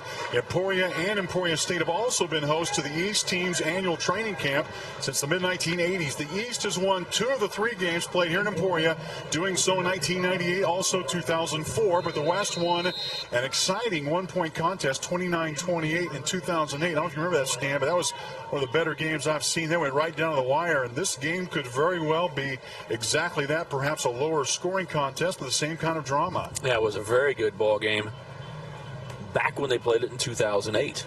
Handled at the goal line for the West teamers, Deontay Burton. Burton has a pathway there, gets up to the 25, gets inside, and the East team catches up with him. Actually, the line of scrimmage is going to be about the 21-yard line. So the sun is set here in Emporia. We've got a half of football to play. The West team will take over. They deferred the coin toss after winning it, so the West team takes over first down and 10 at their own 22-yard line. And if you're the coaching staff of the West squad offensively, what would you tell your squad, Stan? Well, you have the lead. Let's start the second half the right way. Even though we're going into the win, let's set the tone and get down the field. And they'll see what Mr. Trent Stuckey could do. His first time to quarterback, the third quarterback of the game for the West. Stuckey starts the second half, keeps the football, moves forward for about 7 yards, and a nice job by Stuckey. But an interesting move here as Trent Stuckey starts the second half here for the West squad. Why do you think that that was just probably his turn in the rotation, I'm going to guess? Well, you know, it's an all-star game, and this is one of the things that we talked about. Remember early, we talked about the coaches trying to balance out winning versus the fact that you need to have everyone's participation. He has 3 legitimate quarterbacks, obviously very good starting quarterbacks in high school, and he feels a real obligation to let all 3 guys get a chance on the field at quarterback, and so far he's only been able to use Matt Reed and Derek Decker, so now he goes to the 3rd guy. Second down, 3 yards to go. An official throws down a flag, an explanation coming. And again, this is a new officiating crew, so the officiating crew has changed over. This is a new 6 on the field, and let's listen in here. Encroachment on the offense, 5-yard penalty, named second down. It's a hard job to be an official and come in at the half. You know, you're used to getting into the rhythm of the game while the players are. Now they're already well into the rhythm, and you're starting over. And then it's a real job for the offensive lineman, the interior part. How's that umpire going to call holding or not call holding? You get used to a style, much like an umpire behind the plate. His strike zone could be different than yesterday's umpire, but it's consistent. And suddenly, middle of the game, you switch it over. That makes it hard on the pitchers. Here, it's hard on the offensive linemen. Instead of a second down 3, second down 8, catches made out the 32-yard line, very near the first down marker.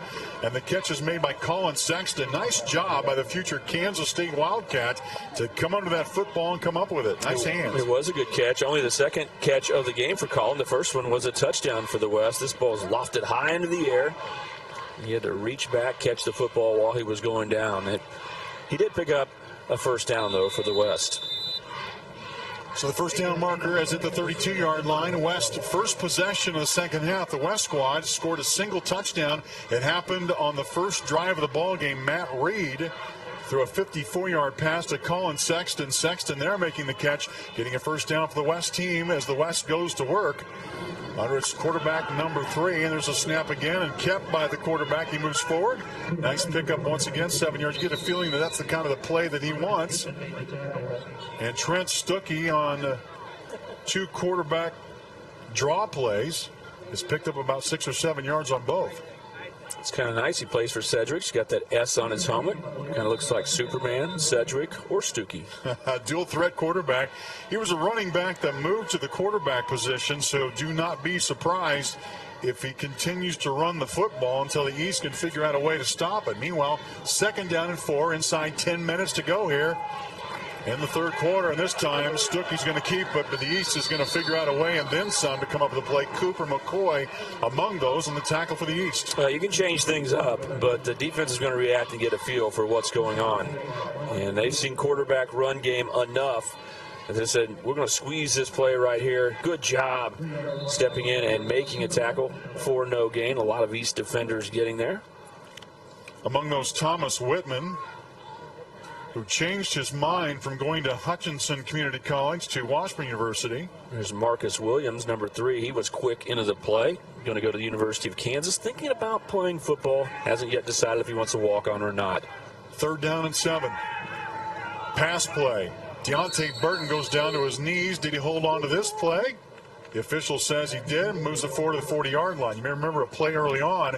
It looked like Burton caught the football, but it was judged that he had juggled the ball and dropped it. So this time a pickup for the 4th down play did not get the 1st down. Yeah, they're 1 yard short. This ball is thrown low enough that all he could do is just go down and catch the football. Couldn't worry about getting the extra yard. So the West is going to have to punt the football, or at least go into a punt formation on this play, and the East will play it very safely, concerned about a fake more than they are setting up a punt return.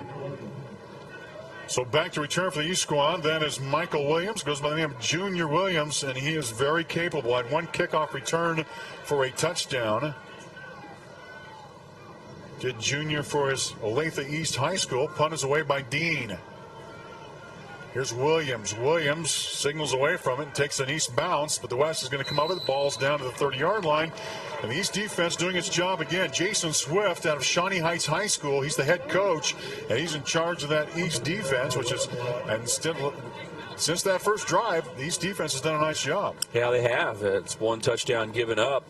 But since then, they've not allowed the West to get down the field, get in field goal or a touchdown range. And they've done it, even though there's been some plays that allowed the West to have the ball near midfield or in positive territory. So the East defense is starting to establish themselves as a factor in this ball game, waiting for the offense to get down there and get that second score, down by 1 right now.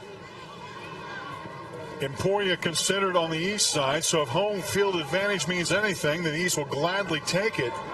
And down by a single point here, we'd love to have a demonstrative first drive. This handoff is up the middle in the West, which is just huge up front. The West defenders up front making the stop. No gain. In fact, may have lost about a half yard. Najahan, Tipton, Wiley, and Butcher there to help make the tackle. Braden Butcher. Good surge by the West defensive front. Well, I guarantee you that if you had a front four like the West team does now with Luna and Tipton Wiley and Seward and Bueller, boy, I tell you, that'd be the way to go. Here it is now on a 2nd down. We'll call it 11. Fugate looking toward his receiver, Fultz, incomplete. East side wanting defensive interference on the play. The pass is incomplete. Yeah, the East perspective was that Struckhoff had grabbed the receiver before the football got there. The 8-man player from Thunder Ridge is guarding the slant pattern right here. And did he get his right hand on the hip of the receiver, Tyus Jacob Early? Doesn't look like it on that play there. 3rd down, 11 to go. East team, first possession of 3rd quarter. Had a tremendous 2nd quarter. But at this point, looks a little dead in the water. Love to have a big play here. And here's Fugate, 2 receivers on the near side.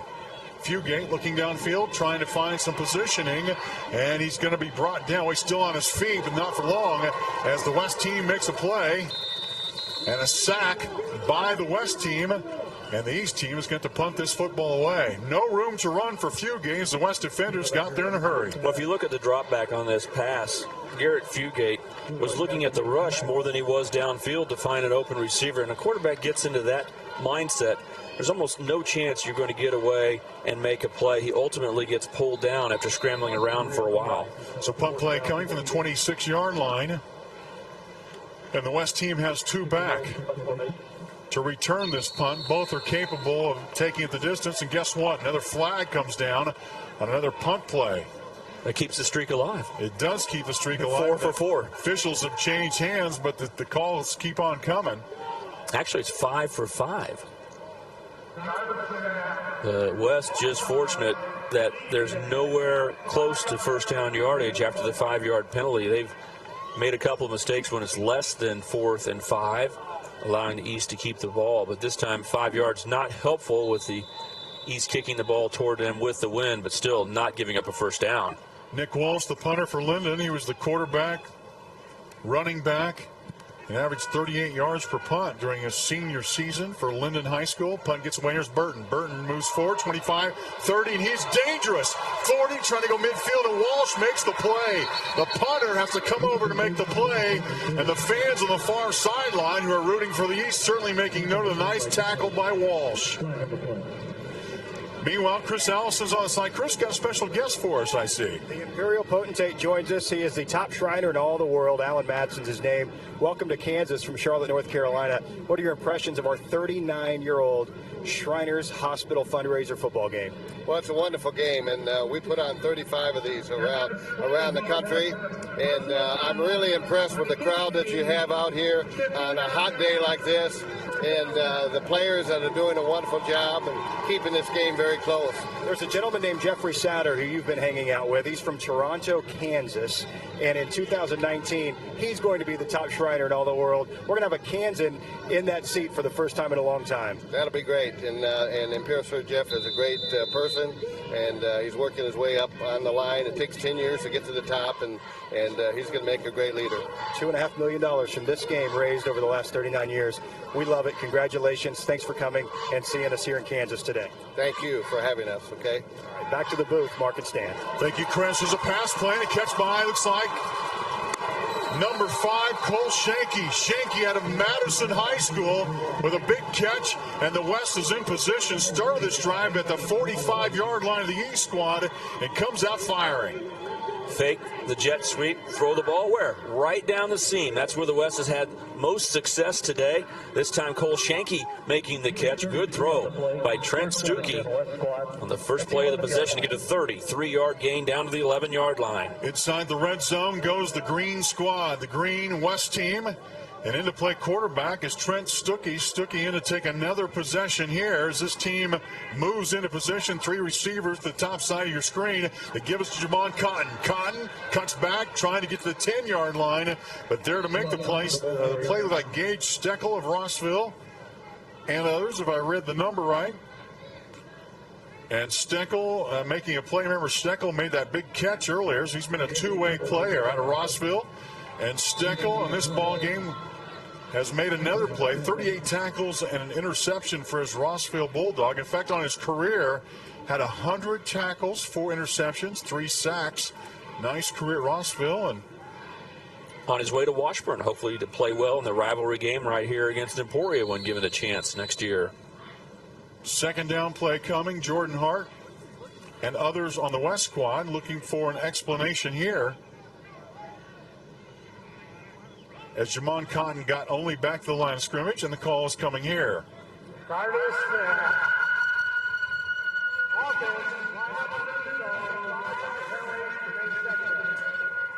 It's a big 5 yards for the East defense right there. Anytime you get down to the goal line, each yard becomes much more valuable in the than in the middle of the field, because the defense isn't worried about the ball being thrown over the top. All the defensive backs, as they drop back, can stop and attack to the line of scrimmage a lot quicker, making it harder for the West to gain yardage in this situation. So an unforced error, you would call that, lining up in the neutral zone before the ball's even snapped. Boy, as clutch as the blocked field goal was for the West team, the East play defensively have come up big time and time again. 4:38 to go here, third quarter, and there's going to be another whistle here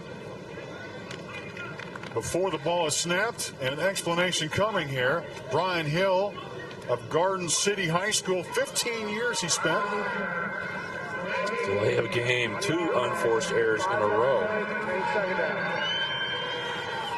So out of the red zone and goes the green team. Now back to the 21-yard line. Brian Hill, 15 years as an assistant. He's like a Steve Bueller across the far sideline. Brian Hill said, you know, his 15 years as an assistant working in the JUCO ranks at Hutchinson and Garden City Community College, learned how to bring teams together quickly. When you have junior college and 2-year teams, you've got to take on that task. Here's Stuckey looking toward the end zone. Pass is incomplete. It was intended for Jordan Hart, but the East team defended well. And so second down play coming.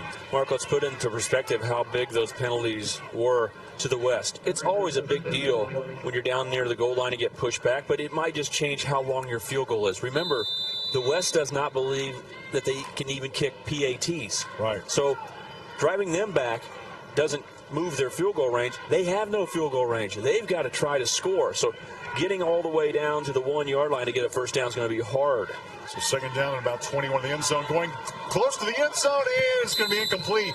Jordan Hart stopped at about the 3 yard line. The pass was over his head and nicely defended by, among others, down the field, Nick Walsh, the defensive back. Walsh has been punting this ball game well, has made a lot of tremendous plays, and no room for Jordan Hart, who had such a tremendous career at McPherson High School with 1,481 receiving yards, 14 touchdowns, 76 catches, and he's certainly a huge target for the West team, which has a bunch of receivers in this ball game, including Colin Sexton and Hurl and Deontay Burton. We've called all their names so far. So here we go, big play, fourth down.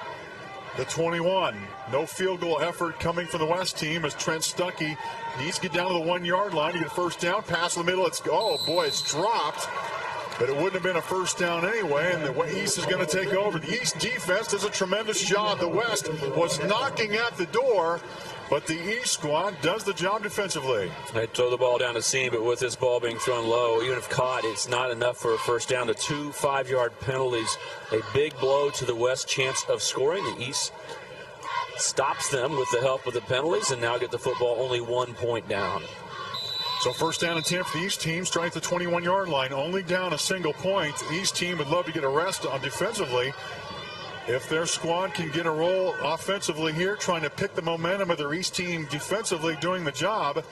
In this case, 2 receivers, a single back in motion, not empty house backfield for quarterback Michael Glatzik. Glatzik keeps it to the 20, knocked out of bounds there. Nice defensive play made by the West squad as he couldn't find the corner. Looked like Trey Holman there out of Dodge City got to the quarterback first. Holman does a good job of maintaining his position, not chasing the football. Therefore, there's no chance of getting to the outside. It was a called run. Even though they try to make it look like a pass, that's a quarterback run play. And great job of sliding down the line, the West defenders staying in their position, and the cornerback coming up and putting the big blow on Glassick. Well, both teams looking for a big play. The West thought they had a big one with a pass reception down the 11-yard line.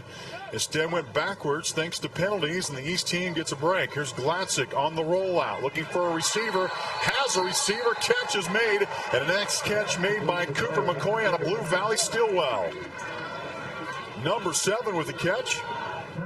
Ball marked to the 34-yard line. The chains will move. Good throw on the left hash. They're going to roll the ball out to the right side. When he gets to the right hash, throws the ball out.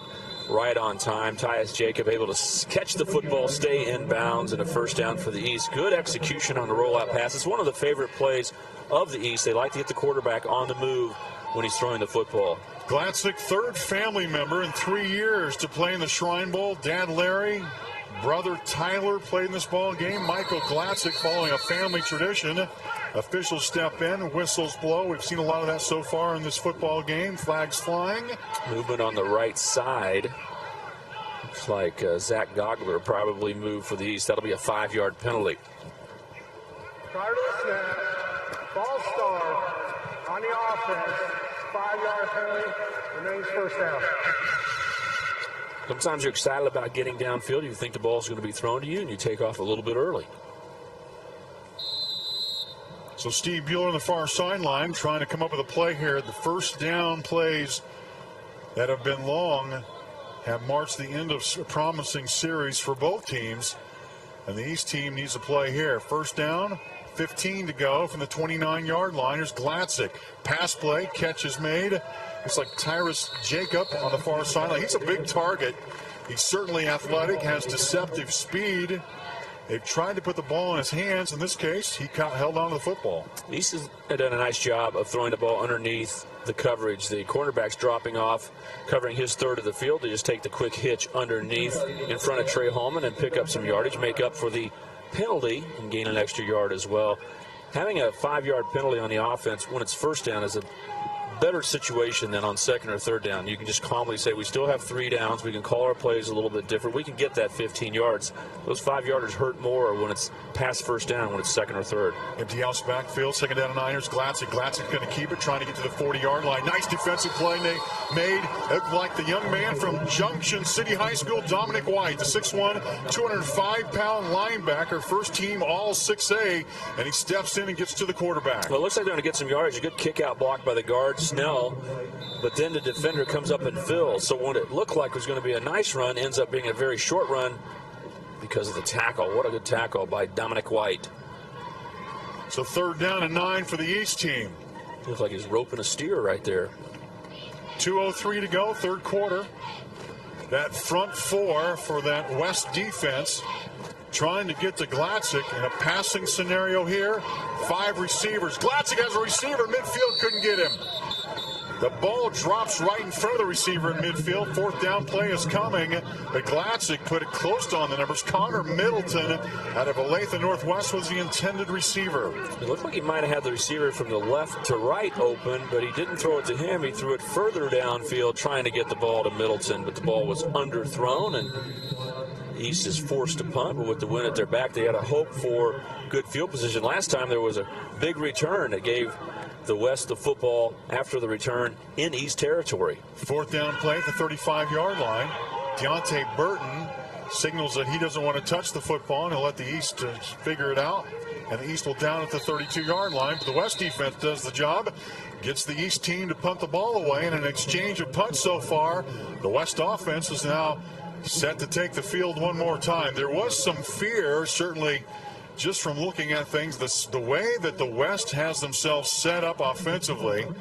In fact, the backfield of the West, some 50 touchdowns in their career and just enormous numbers.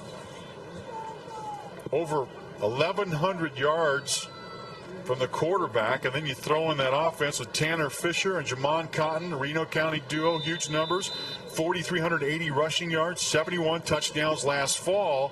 Certainly was a lot of concern about the East team that they've just run the football with the West, but now the West has kind of come out and thrown the ball around a little bit. First down and 10. 3 backs in the backfield, a real running formation here for the West.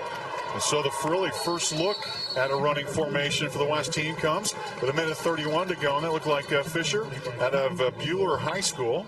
They built a little triangle around the quarterback. And this is going to be a set where they're going to want to run the football. West trying to attack ahead, and they get the ball to Tanner Fisher. They've got 3 different running backs that they feel comfortable with, Fisher, Cotton, and Nicholson. So it's a good set for the West to run. Well, you're right. The formation has changed a little bit. In fact, considerably. And you want to show that for the first time in the second half so the opponent can't make adjustments at halftime. Well, there's a stoppage of play right now. And it looks like the East team wants a timeout. Well, the West team wanted a timeout. They went to a different little formation, and they want a chance to talk about it. Sometimes when the offense changes, if the offense needs to call a timeout and talk about it, but the East will certainly take it because they get a chance to say, hey, okay, we got a running team in there. We got to look and see what's going on. Yeah, here's the adjustment you need to make. Right now, there are no restrictions. In the old days, the Shrine Bowl had rules about what offensive sets you could run, what defenses you could run. They were kept to be very simplistic, but now it's no holes barred. You can do anything you want, so these coaches can come up with formations like this. And you see right here an opportunity for the defensive coordinator, Jason Swift from Shawnee Heights, to get out there and talk to his ball club about what adjustments need to be made. West team running behind a huge offensive line. And there's Coach Swift. Brother played at Kansas State. Looks kind of like him. But Jason Swift's, again, his T-Bird teams in that Centennial League in Topeka, known for their defense. Justin Swift was a good player for the Wildcats. Well, was he ever? Boy, he was nice tight end. So the who's who of high school football in Kansas and how one family extends to the other. We've seen kind of a family reunion on many extents here. I wonder if he was at the Spaney Colin Klein wedding. He probably was. Thanks for the invite, by the way. Yeah. Talk to those folks. First down and 10, ball at the 44-yard line. Here's Reed. Reed handoff to Cotton. Cotton, 45, going to the 48-yard line to pick up 4 yards. And this looks like a little smash-mouth football. It's the West team putting in the running formation and getting 4 yards out of the play. What they'd like to do right now is run out this quarter. The wind's not as strong as it was, but they're going against a slight wind now. They like to run out this quarter, turn it around, and start eating some clock and start wearing on the east side. Traditionally, the West has been a little stronger when you think about the line play. And right now, because the East defense has done such a great job, I think the West coaches are going, where should we go? Let's go back to tradition, and let's run it at them. Second down and 5. Here's an end around Deontay Burton. He's got a blocker in front of him. It's Reed. The 45-40. Cuts inside. 35-yard line, knocked out of bounds. And the end around play and the versatility of Deontay Burton is on display as Manhattan High School product puts the West at the East 35-yard line. Well, no matter what they're running on the West, we said the theme was going to be they're going to try to get the ball to Deontay Burton, and they do it running the football on a reverse. Run, run, run, then run a reverse. He's run a jet sweep. He's thrown the football in a double pass. He's caught a pass. He is a do-everything player for the West, and they're able to get into the East territory all the way down to the 35 on the reverse. Clock moving, close to 20 seconds. First down and 10 is Reed to Cotton. Cotton to the 30-yard line, pick up 5 yards. And boy, Reed and Cotton, that's a lot of talent on the West squad. And reinforcements, in fact, coming in the form of Cole Shanky. Pickup of about 4 yards there. And this quarter is about to come to a conclusion. We take a look at Jamon Cotton. He and his West teammates are on the move, and they lead this ball game by a score of 8-7. We're back to Emporia after this. Cox Bundle customers get TV, internet, and phone, all for one low price. Yeah, since we're the competition, we can't have Cox. But since so many other people have it, we don't really need it. All we need are these bucket trucks. And that is a clean picture. Abort! Abort! With the Cox Bundle, you get everything you want at a price you'll love. Cox TV, digital telephone, and America's fastest internet is rated by PCMag.com. Then free HBO and Showtime. Call, click, or come by today and find out why more people choose Cox. Metro Sports presents Storm Chaser Baseball, the Royals AAA affiliate in Omaha. Metro Sports brings you exclusive live games from Warner Park in Omaha. We also get you inside the action through in-depth interviews with players and coaches featuring Katie Falco. In Omaha, I'm Katie Falco for Time Warner Cable Metro Sports. It's your front row seat for the #1 rated farm club in America. Catch the action as the Storm Chasers take on the New Orleans Zephyrs, August 23rd on Kansas 22.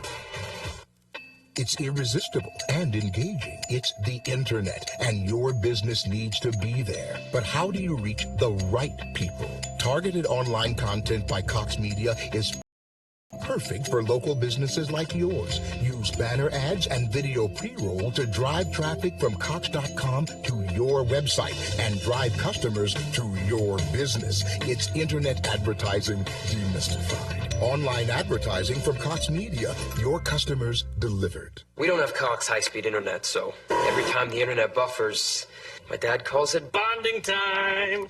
Hi, Ashley. So nice to finally meet Tyler's lady. Why are we like the only ones that still have DSL? You know, Ashley, I know all about you. I checked his browser history. Cox high-speed internet is America's fastest internet is rated by PCMag.com, so you can watch all your videos without all the DSL buffering. Just $19.99 a month. Call, click, or come by today and find out why more people choose Cox. Alongside Stan Weber, I'm Mark Ewing. 8-7 ball game. West leads East as we head to the fourth quarter. Chris Allison is on the sidelines and is with one of the most important people in Shrine Bowl history. For the last 31 years, he's been the executive director of the Shrine Bowl, Dave Mize. That all ends tonight. Dave, what are you most proud of over this 31 years of being involved with the Kansas Shrine Bowl? I'm just proud of all the people that are here helping us to do the things we're trying to do. And I'm proud of the fact that there's somebody else that wants to carry on and build on the foundation that we've contributed to all these years. I'm just proud as punch. That's Drew Gashler. Why Drew? Why'd you pick him? What makes him perfect for this job? Well, he's properly educated, he's young and enthusiastic, and he knows football. Yeah. And Drew, I know you're very excited. You've been here for about a year learning from this guy. What have you learned, and how excited are you to take over? Absolutely. I'm extremely excited to take over. I've learned a lot, learned the traditions, and kind of what you have to do on a daily basis to keep the game going and keep the funds coming in and the awareness generated in all these communities. We got a close football game tonight. The fans are excited. We'll get back to it right now. Congratulations to you both. Well, thanks Dave Mize and Jeanette Mize for all you've done. 31 years. That is one tremendous gentleman with a huge heart. And were it not for him, the Kansas Shrine Bowl would not be as prestigious as it is. Is Jeanette retiring too? I don't think she is. She's going to carry the tradition forward. She is. So they got one giant cog still in place. If she stays on. Probably ought to get Jeanette on here because she's probably as. They were such a great husband-wife team and Shrine Bowl leaders. Just because he's retired does not mean that she has to retire. No, it does not mean it. First down and 10 for the West team. West trying to move forward. Got a huge play. East team falling, but East defensive play. This is a pickup of about 3 yards, maybe a couple. Pickup to the 18-yard line. And once again, the West is in the red zone. Remember last time the West moved it forward. A couple of costly penalties moved them backwards. The West would like to emphasize a lead here in the fourth quarter. Decisive frame coming. And remember, it's very unlikely that they would try a field goal, even if it's 4th and 10. So it's a pressure situation for this offense. They need to get all 18 of these yards or they come away with no points. West record 6 straight wins. Last win by the East. Kerry Meyer of Pittsburgh High School as a quarterback was back in 2005, 17-10. Past the end zones, incomplete, intended for Deontay Burton, but nicely defended in the end zone as a pass receiver could not connect with the quarterback. They're going to call pass interference on that play. Big break for the West right there. Junior Williams. He's falling down. Yep. Did he make enough contact? He may have been trying to make contact, but boy, that's a tough call. Official from a long ways away in the back of the end zone is the one who called that foul. It looked like the ball was slightly overthrown and that he did not affect the receiver, Deontay Burton, but the West is going to get the advantage of the penalty, so now they get a 1st and goal. First down and goal at the 9-yard line. West up by a single point. Would love to extend that lead here. Matt Reed's the quarterback at Wichita Heights. Right behind him is Jamon Cotton. Cotton gets the football. 5, touchdown. 9-yard run by the West squad. Cotton scores, and the West extends their lead to what is 14-7. Good blocking up front, blowing a hole, and an easy run for Jamon Cotton. Way to get off the ball for the West offense. You see the big offensive line working, and the guard pulling from the backside. Colton Lislow blowing up a hole. Cotton gets in, and now a critical play because remember, the West is a go-for-2 football team. It's 2 touchdowns to 1, but if they make this 2-point conversion, they will have separated such that the East is 2 scores behind. 2-point play coming as the West goes to a running formation with 3 backs in the backfield. And that talented backfield for the West squad has just scored a touchdown and a chance to add on 2 more. Here's Cotton on the pitch. He's going to get surrounded and brought down. And that's a pretty significant play by the East squad. Among those on the play was Marcus Williams, as the lead will hold at 14-7. So a touchdown, an extra point separating the West and East. Let's take a look at the touchdown play one more time. And Jamon Cotton certainly got some blocks, but did most of it on his own. Look at big number 65 there, pulling from left to right. Colton Lislow blows open a hole.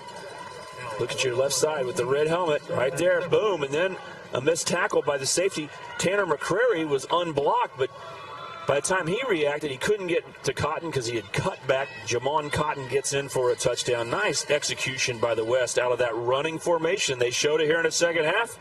They scored it, but the game was on the line, I think, for the East right here. And fortunately for the East, a fumbled pitch allows them to have an easy stop. So it's 14-7. East is right in the ballgame. At 16-7, I'm not sure they could have come back. But at 14-7, it's as if they kicked 2 extra points. And we're going to have an exciting fourth quarter with the East only 1 touchdown behind. 14-7 ball game is, boy, that heat. You got to keep loose. You got to keep hydrated. And certainly there's some concern about cramps. That's Jamon Cotton. Remember, Cotton, this week he was not planning on playing in this Shrine Bowl game. But yes, he got the phone call because a player for the West team decided to go home. So Cotton gets the phone call, and all 5'7" of him shows up. And guess what? He's got a touchdown to show for it. He's kicking the end zone. It's beyond the end line, so high school rules are in effect. No return will happen, and the East team will take over first down at 10 on its own 20-yard line. But I love the way Jamon Cotton is running this football game. It's about making the most of an opportunity, and we get a phone call and a chance to play in front of a statewide viewing audience in an all-star contest, and he's been tremendous. These kids are working out so hard now in the summer, even before their freshman year of eligibility. They're going to the colleges. He has a chance to work out with Pitt State, so these players seem to be ready for that call even at the last minute. Count the receivers 4 for the quarterback of the East team. As he goes to work, there's a slant play made. Had some room for a moment. Play's going to go up the 29-yard line, and the catch is made by Justin Folks. The West team was very fortunate on that play that the receiver didn't get loose. Good delivery by Garrett Fugate, and it seems the East has the most success throwing the quick hitch plays and then a little on the rollout and comeback. The out route comeback look has been a play that's worked as well with Fugate or Classic at quarterback. Garrett Fugate, basketball player, first team all-league. And in this ball game, nice football player. And that pass was a dart thrown to Connor Middleton, and it's incomplete. Chris Allison, you can rejoin us on the sideline with more. About a week ago, you didn't even realize you were going to get the opportunity to play in the Shrine Bowl. Yeah, but I'm glad I got to play, and it's an honor to be here. The question is, were you in shape when that call came in? I was in a little bit of shape. I was up working out, but, not really. You're working out with the Pittsburgh State football team where you'll play next. What is the challenge that the East defense is putting up to you guys tonight? They're strong up front, and, we're hurting ourselves with penalties, but they're strong up front and they're fast, so, yeah. All right, good luck the rest of the game.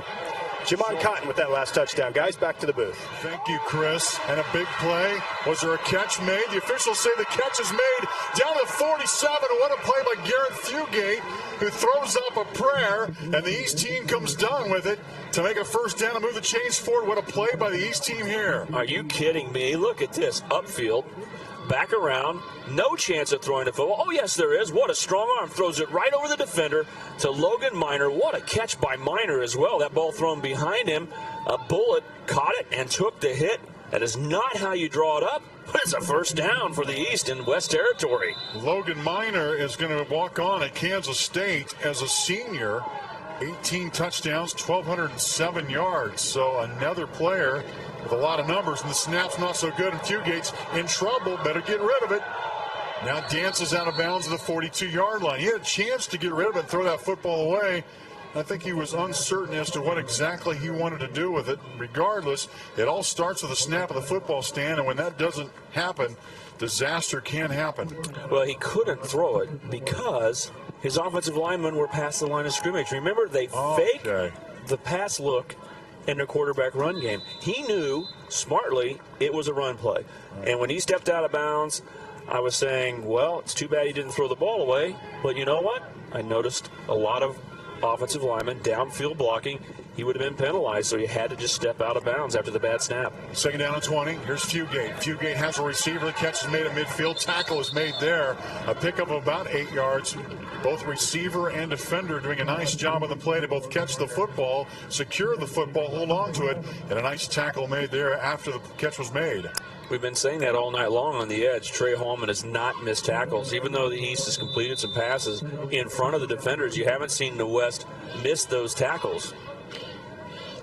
So now, third down play coming out. Third down and 13. Inside 8.5 to go in this ball game. East is down a touchdown. West on defense here, trying to get the football back to their offense. Meanwhile, Fugate has a receiver. Catch is made, and a nice catch down to the 35. That was Justin Folks on a slant right down the seam. Catch is made. First down and 10 for the East squad. Great recognition by Fugate. Where have both teams found openings? Right down the seams. There it is. This time a running back who lined up in a slot position. Justin Folks makes the catch. And what a third down conversion that was. After the scramble backwards, ended up putting them in second and very long. They're able to complete a couple of passes, keep the drive alive into West Territory. Tipton Wiley there as the Hutchinson defender tries to settle things for his West defense. There's Fugate, slant pass, nearly picked off. The pass was intended for Connor Middleton. There are West defenders there as the East is on the move. A drive that started on the 20-yard line,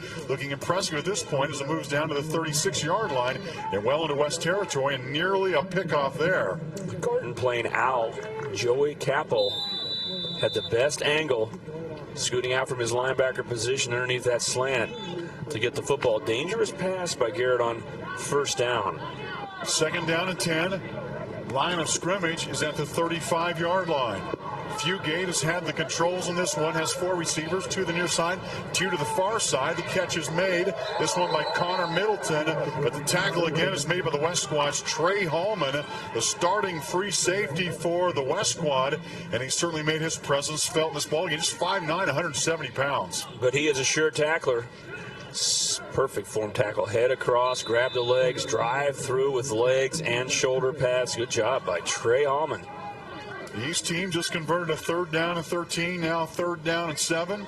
Inside 7.5 to go. And the East team may be in 4-down territory should they choose. That could affect the play selection.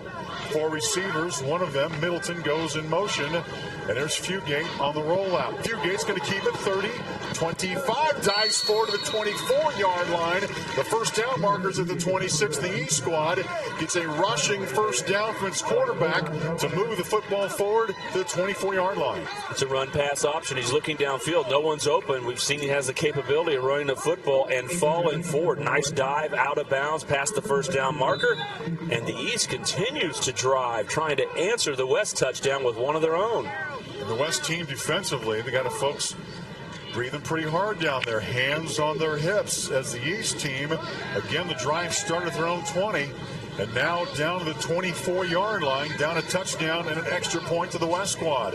Fugate is the quarterback, 3 receivers to the far side. Fugate trying to scramble out of trouble, now trying to get the far sideline. He's going to at least make it very close to the line of scrimmage. The receivers were on the far side, and he scrambled to the near side. We're trying to look for some blockers. He really did a nice job of looking downfield, trying to find a receiver open, but at the last second, started to scramble, didn't have enough speed to turn the corner, didn't gain any yardage. Gabe Luna running him out of bounds for no gain. Well, this is a part of the football game, as much charity and goodwill as there is. These players on the field want to win this football game. They understand the consequences, and because of the West's long winning streak, all of a sudden the score really does matter in this game.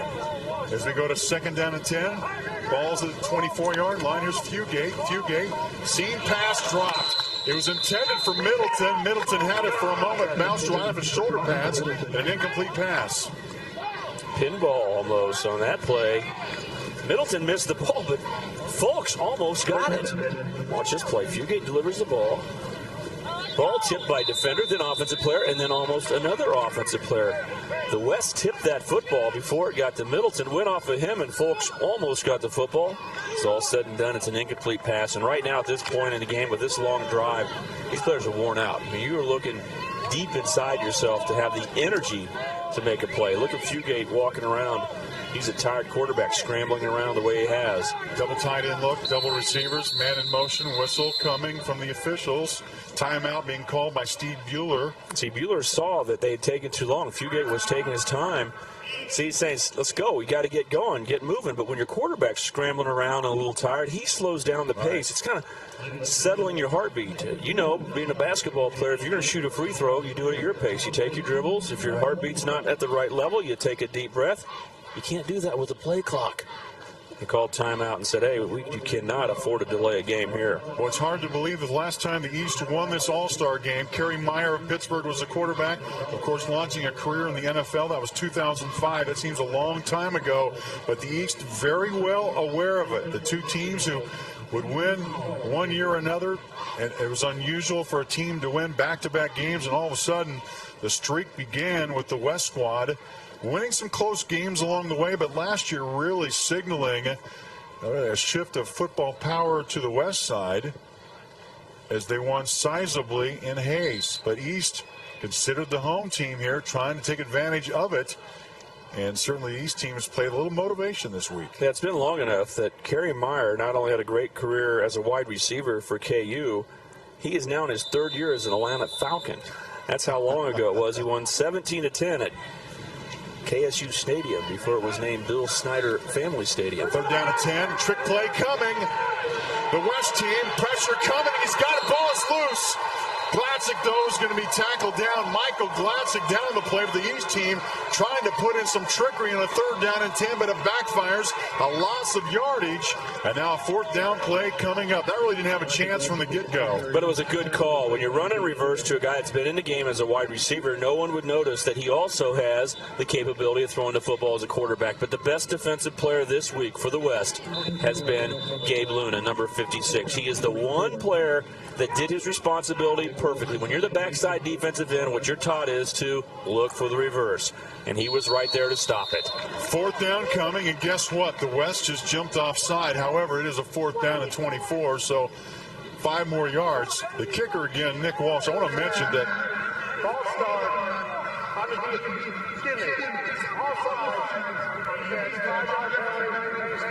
And a new record has been set for punt formation by one team creating penalties. Is it 7 tonight? We kept track of that? And 5 of them have been against the West. I don't think that's in the record book, but we will keep it. I don't know if they keep those kind of records. I'll just guarantee you that is a record. But Walsh is very good at planting the ball inside the opponent's territory. He's had 10 of them inside 20, but this one gets that 5-yard penalty messed with him. It did. He didn't want that 5-yard penalty. They should have refused it. They could have declined it, and that may have made it. You should have told the coach that stat. He didn't know that stat. It's an all-star game. Well, yeah, that's what he's. That's what. Where's Chris Allison when you need him? He could have run over there and told Steve Bueller, "Do not take the 5-yard penalty." So the West now takes the football, first down and 10, their own 20, inside 6 minutes to go. The West. It will try to preserve a touchdown lead at the moment. Brian Hill, Garden City High School coach. Garden City is back. That high school program down for a few years. Just won the Hatchet a year ago thanks to Brian Hill's achievements there. And is favored to do pretty well in Class 6A. Here's Jamon Cotton. He gets the handoff. Did a nice job of getting the line of scrimmage as the East blew up that play from the get-go. Can't let us hanging. What is the Hatchet? What's it's what they play for when Dodge plays Garden City. They play for many years, and in fact, you win, you get to take it home. That big, okay. And it's if you look at the Garden City website, you'll see Brian Hill and his team holding up the fabled hatchet. And then Dodge and Garden play this year in Dodge City. That will play for the hatchet once again. 14-7 ball game, inside 5.5 to go. Handoff, East team doing a nice job once again, stopping the line of scrimmage. Derek Decker is the quarterback, and the East team is rising to the occasion, trying to give their teammates a chance to score again. After the East drive took a long time off the clock in the fourth quarter, there's a sense of urgency for the East to not allow the West to use clock here. So this possession started with 5:59 left on the clock, and remember, each team has burned a timeout here in the second half already. They will not have all 3 available at the end of the ball game for late game situations. Third down and 10, 4 receivers, single back. Decker had trouble holding on the football, and he's brought down. The East team has made yet another defensive play. They're going to get a chance to get the ball back. They brought the heat. They brought a blitz right up the middle, sent the linebackers. They're going to come right into your living room from everywhere, and that kind of push past the running back allowed the sack to occur. Here you can see defenders coming from everywhere. That's defensive end Marcus Williams, who Williams ended up being unblocked because of the blitzing linebackers. He crushed the quarterback into the middle of the line. Nice play. The East, 3 plays and out, and they'll give their offense a chance with the football, but this punt return may give them great field position. Dean standing at the goal line gets it away. It's going to be a nice kick, but room to run at the midfield, but the receiver on that, who was Derek Decker, was that? No, I'm sorry. Let me check that. Michael Williams, who goes by the name of Junior Williams, went down to a knee to catch it. So that is where the East will begin. Regardless, great field position, plenty of time left. Inside 4 minutes to go, we're looking like we're going to have an exciting finish to the Shrine Bowl as the East defense does its job and gets an opportunity now for Garrett Fugate to come down and see what he can do. The main thing you want to do is a punt return on a high kick like that is get the football securely caught. But unfortunately, Junior went to a knee. Otherwise, he would have had a little room to return at least 5 yards, probably 10 or more. But the important thing is the East has the football back again. Inside, 4 minutes to go, fourth quarter. East down 14-7. Here's Fugate trying to scramble away from pressure, and the West gets to him. On the play for the West team is defender Zach Binder out of Hayes. Indians went 8-2 this year, first playoff appearance since '95, and a good reason why. Zach Binder on the play for the West team. He's going to be able to stay at home and play for Fort Hays State next year. Second down 11. Ball moves back to the 48-yard line. East team wanted to get a positive playoff first down. Instead moves back a yard as the West tries to grit its teeth defensively. Pass a Fugate, incomplete. Intended for Logan Minor, but the pass was over his head. Didn't notice that Deontay Burton playing defense now. He's playing a cornerback position. These two teams are putting their best players on the field right now.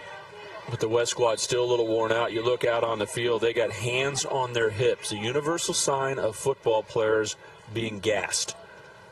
And where is the place you'd want to look for success if you had a chance to call a passing play? I want to say right up the middle in the seam. We'll see what the seam holds true for the East team. Again, 4 receivers, 2 to either side of Fugate. Fugate with time. Fugate's going to go for the money. Downfield, and the ball was in the hands of Logan Minor. Minor couldn't come up with it, just could not secure the catch. He would love to have that pass again, but it's incomplete right in the breadbasket. Well, he might have had the guy in his seam, but he wanted a little bit more and delivered the ball perfectly on the post pattern behind the seam, drops it right in. Perfect throw to Logan Minor. Minor drops the football, and now the East has a decision to make. What are you going to do on 4th and 11? Do you go for it? Do you punt the football and say, I've got 2 timeouts left, my defense is doing well? Right now, Steve Bueller is saying, let's go for 4th down. I'm going to put the ball in the hands of Garrett Fugate and hope that he can throw another accurate pass like that deep ball was there. Big play coming here for the East team. Game is on the line, 14-7. If you've been watching this game from the outset, West scored early on a 54-yard pass play. The East countered with its own 55-yard pass play in the second quarter. Jamon Cotton has added a close rushing play here in the fourth quarter, and that's the difference. 14-7 as Fugate gets some clarification of the play from his head coach, Steve Bueller. He needs to hurry. He cannot afford to waste a timeout here. 10 seconds for the East team to get off the play. Fugate, 4 receivers. 4th down and 11. And now a whistle blows, and timeout by the East squad. East calls a timeout. Steve Bueller comes out. Didn't want to burn that one, but maybe a chance to clarify things here. Well, real missed opportunity there because the East was given a break. It took the officials a long time to get the ball set, an inordinate amount of time to get the ball back and set.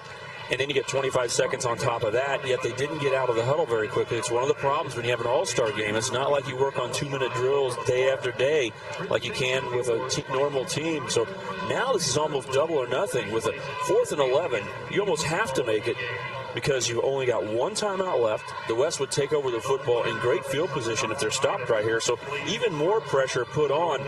You want to keep as many timeouts as possible for the end of the game, but the East only has 1 left. Respectively, both teams had only 13 or 14 practices to put on the field their offense, defense, and special teams plays. The quality of play is certainly testament to both their smarts and want to, throw in triple-digit temperatures to deal with, and the experience amplifies itself for how amazing these young people have been. It's on the line right here. 4th down and 11 for the East team. 3:13 to go. 4 receivers, Folks in motion. Snap is low. Looking downfield, there's Folks at the 8-yard line. It's going to be incomplete, out of bounds. Defended by Deontay Burton. Even if it had been online, he might have been well defended, but the 4th down play is incomplete, and the West team comes on trying to secure it. Let's take a look at the play again. When you're rolling out to the right and you throw the football, your football fades slightly to the right. See it go out of bounds? It is a normal action. When a quarterback is running like that, the ball's going to take off and curve about 1 yard or 2 further to the right than you normally think it would. Now, if you fire the ball straight and hard, it won't do that. But when you put it up high to the outside, it's going to fade away, and that's what happened. He threw the ball exactly where his brain told him to, but it ended up being out of bounds. Fulks was wide open along the sideline. First down and 10 for the West team at the 47-yard line, 3:05. Can the West team eat up the rest of this ball game? Jamon Cotton trying to make that very thing happen. He moves forward inside the 40 and down to the 39-yard line.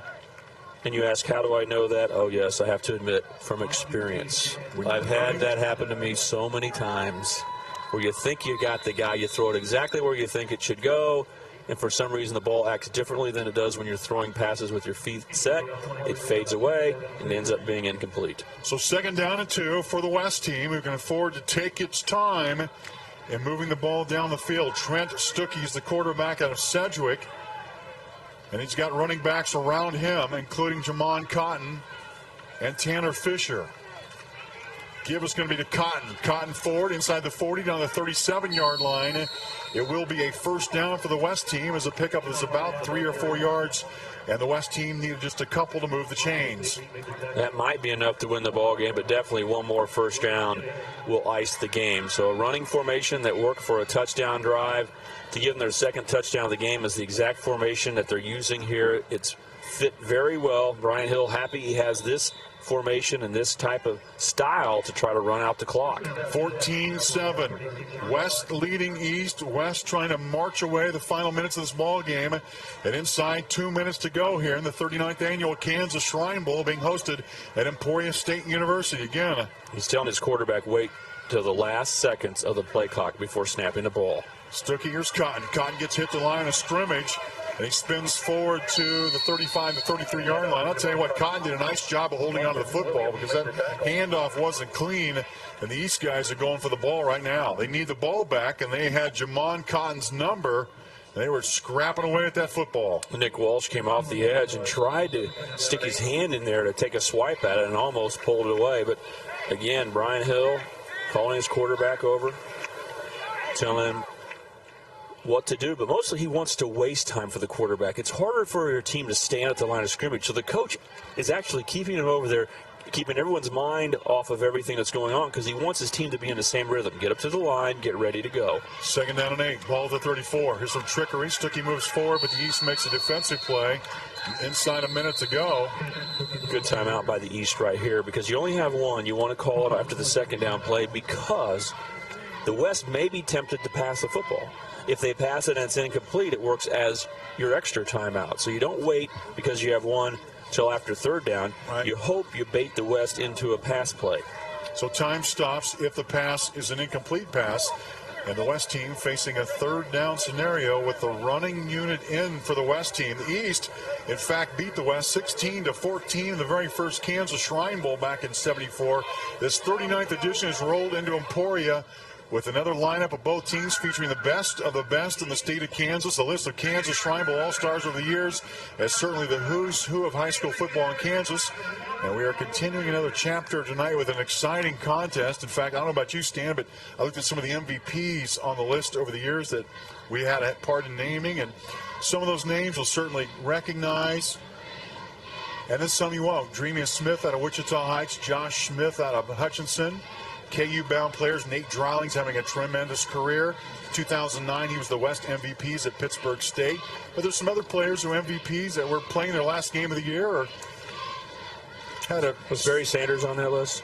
You know, I think they started naming the MVP in the recent era, so I don't think that... No, they used to name it back, because I know in 1980...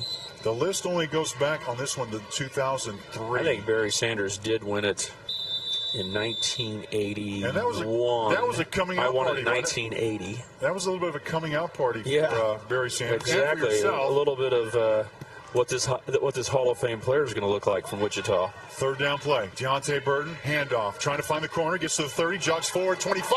First down for the West team. And that's probably going to do it. Inside the 20-yard line, Deontay Burton, when the West team has needed a play, speaking of MVP possibilities, Deontay Burton has delivered.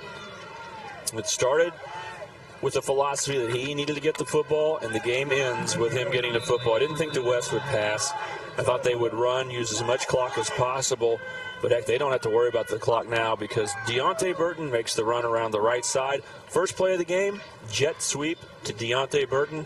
Last critical play of the game, jet sweep to Deontay Burton, and a 7th 7th straight win by the West. I'm wondering how the West team... And that's a record. No streak has been that long in the history of the Shrine Bowl. Not even close.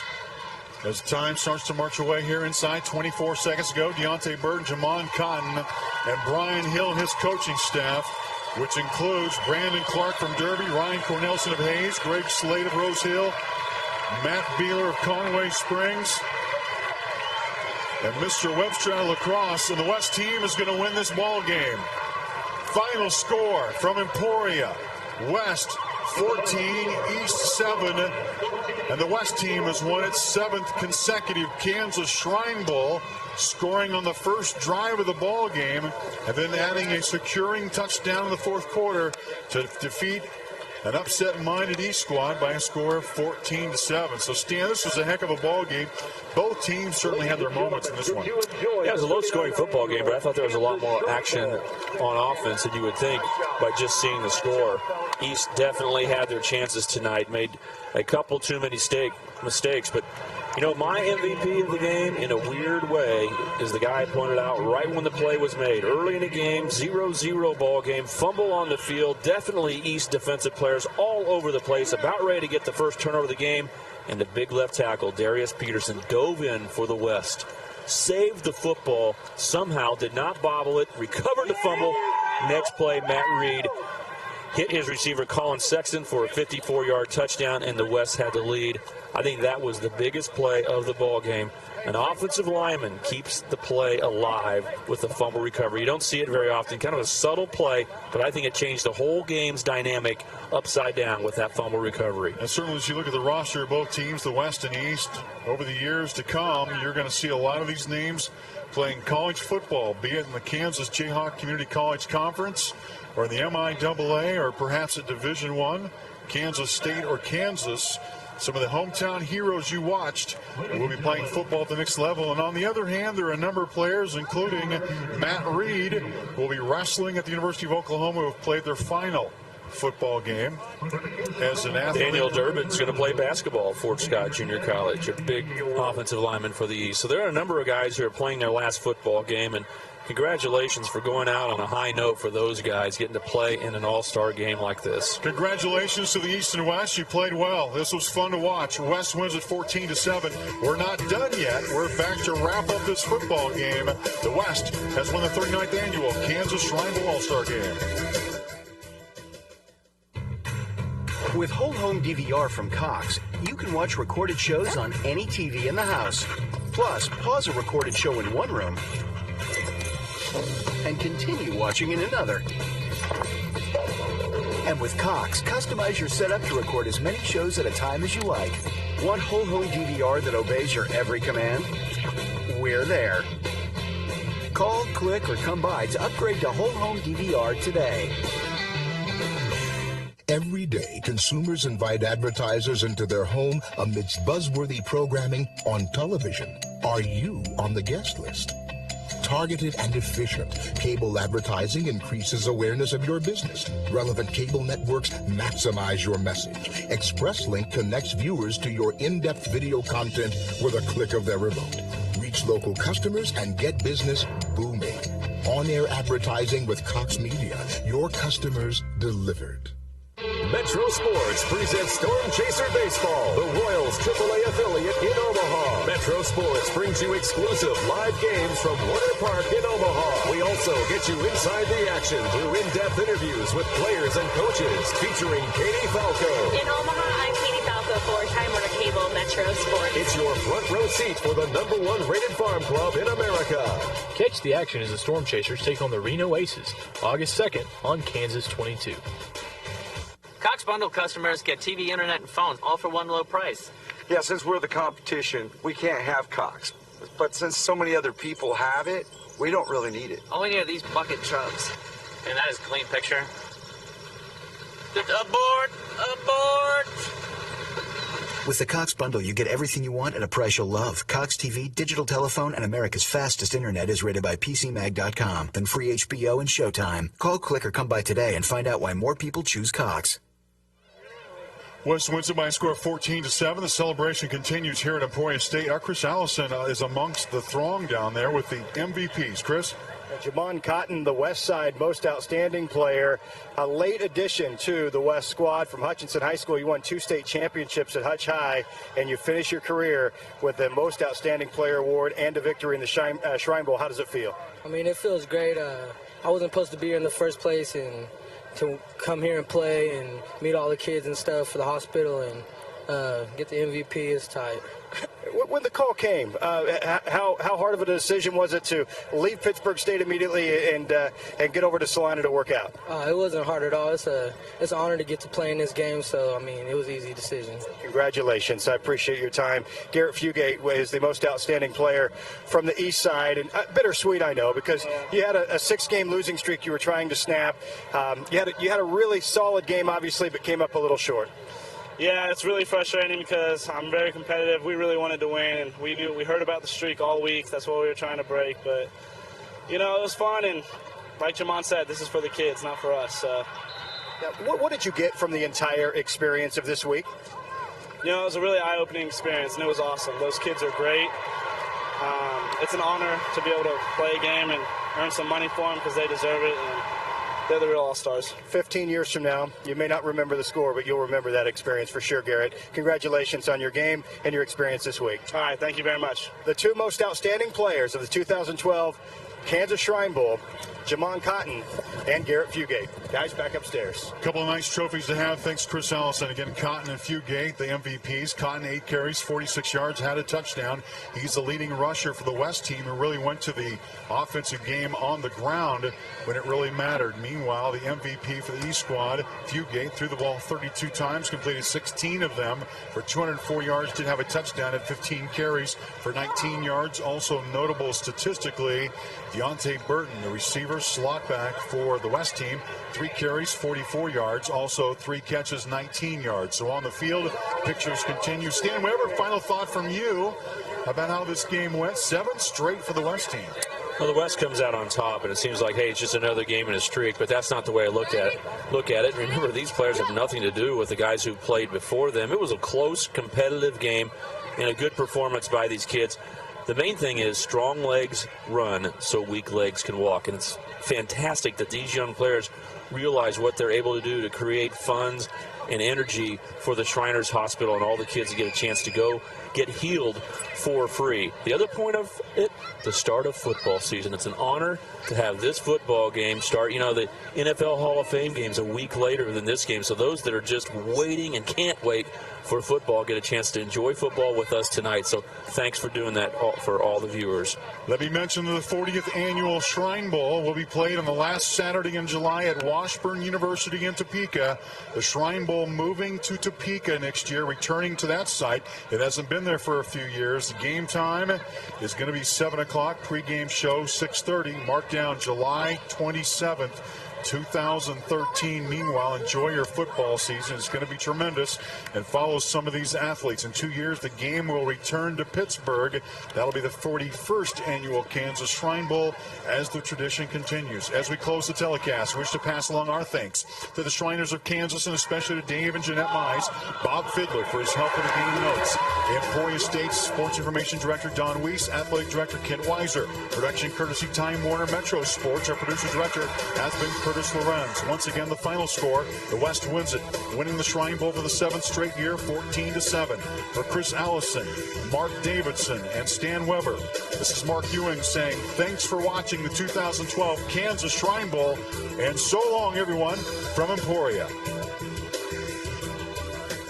We don't have Cox high-speed internet, so every time the internet buffers, my dad calls it bonding time. Hi, Ashley. So nice to finally meet Tyler's lady. Lady. Why are we like the only ones that still have DSL? You know, Ashley, I know all about you. I checked his browser history. Cox High-Speed Internet is America's fastest internet, is rated by PCMag.com, so you can watch all your videos without all the DSL buffering. Just $19.99 a month. Call, click, or come by today and find out why more people choose Cox. Metro Sports presents Storm Chaser Baseball, the Royals AAA affiliate in Omaha. Metro Sports brings you exclusive live games from Warner Park in Omaha. We also get you inside the action through in-depth interviews with players and coaches, featuring Katie Falco. In Omaha, I'm Katie Falco for Time Warner Cable Metro Sports. It's your front row seat for the #1 rated farm club in America. Catch the action as the Storm Chasers take on the New Orleans Zephyrs, August 23rd on Kansas 22. Connect with customers on the thing that connects them to their world, their cell phone. Mobile text advertising by Cox Media sets you apart. Coupled with your television buy, mobile texting creates a unique marketing campaign that delivers your message to the right person at the right time, right when they are ready to buy. Dial into increased revenue for your business with on-the-go advertising. Cox Media, your customers delivered. With Whole Home DVR from Cox, you can watch recorded shows on any TV in the house. Plus, pause a recorded show in one room and continue watching in another. And with Cox, customize your setup to record as many shows at a time as you like. Want Whole Home DVR that obeys your every command? We're there. Call, click, or come by to upgrade to Whole Home DVR today.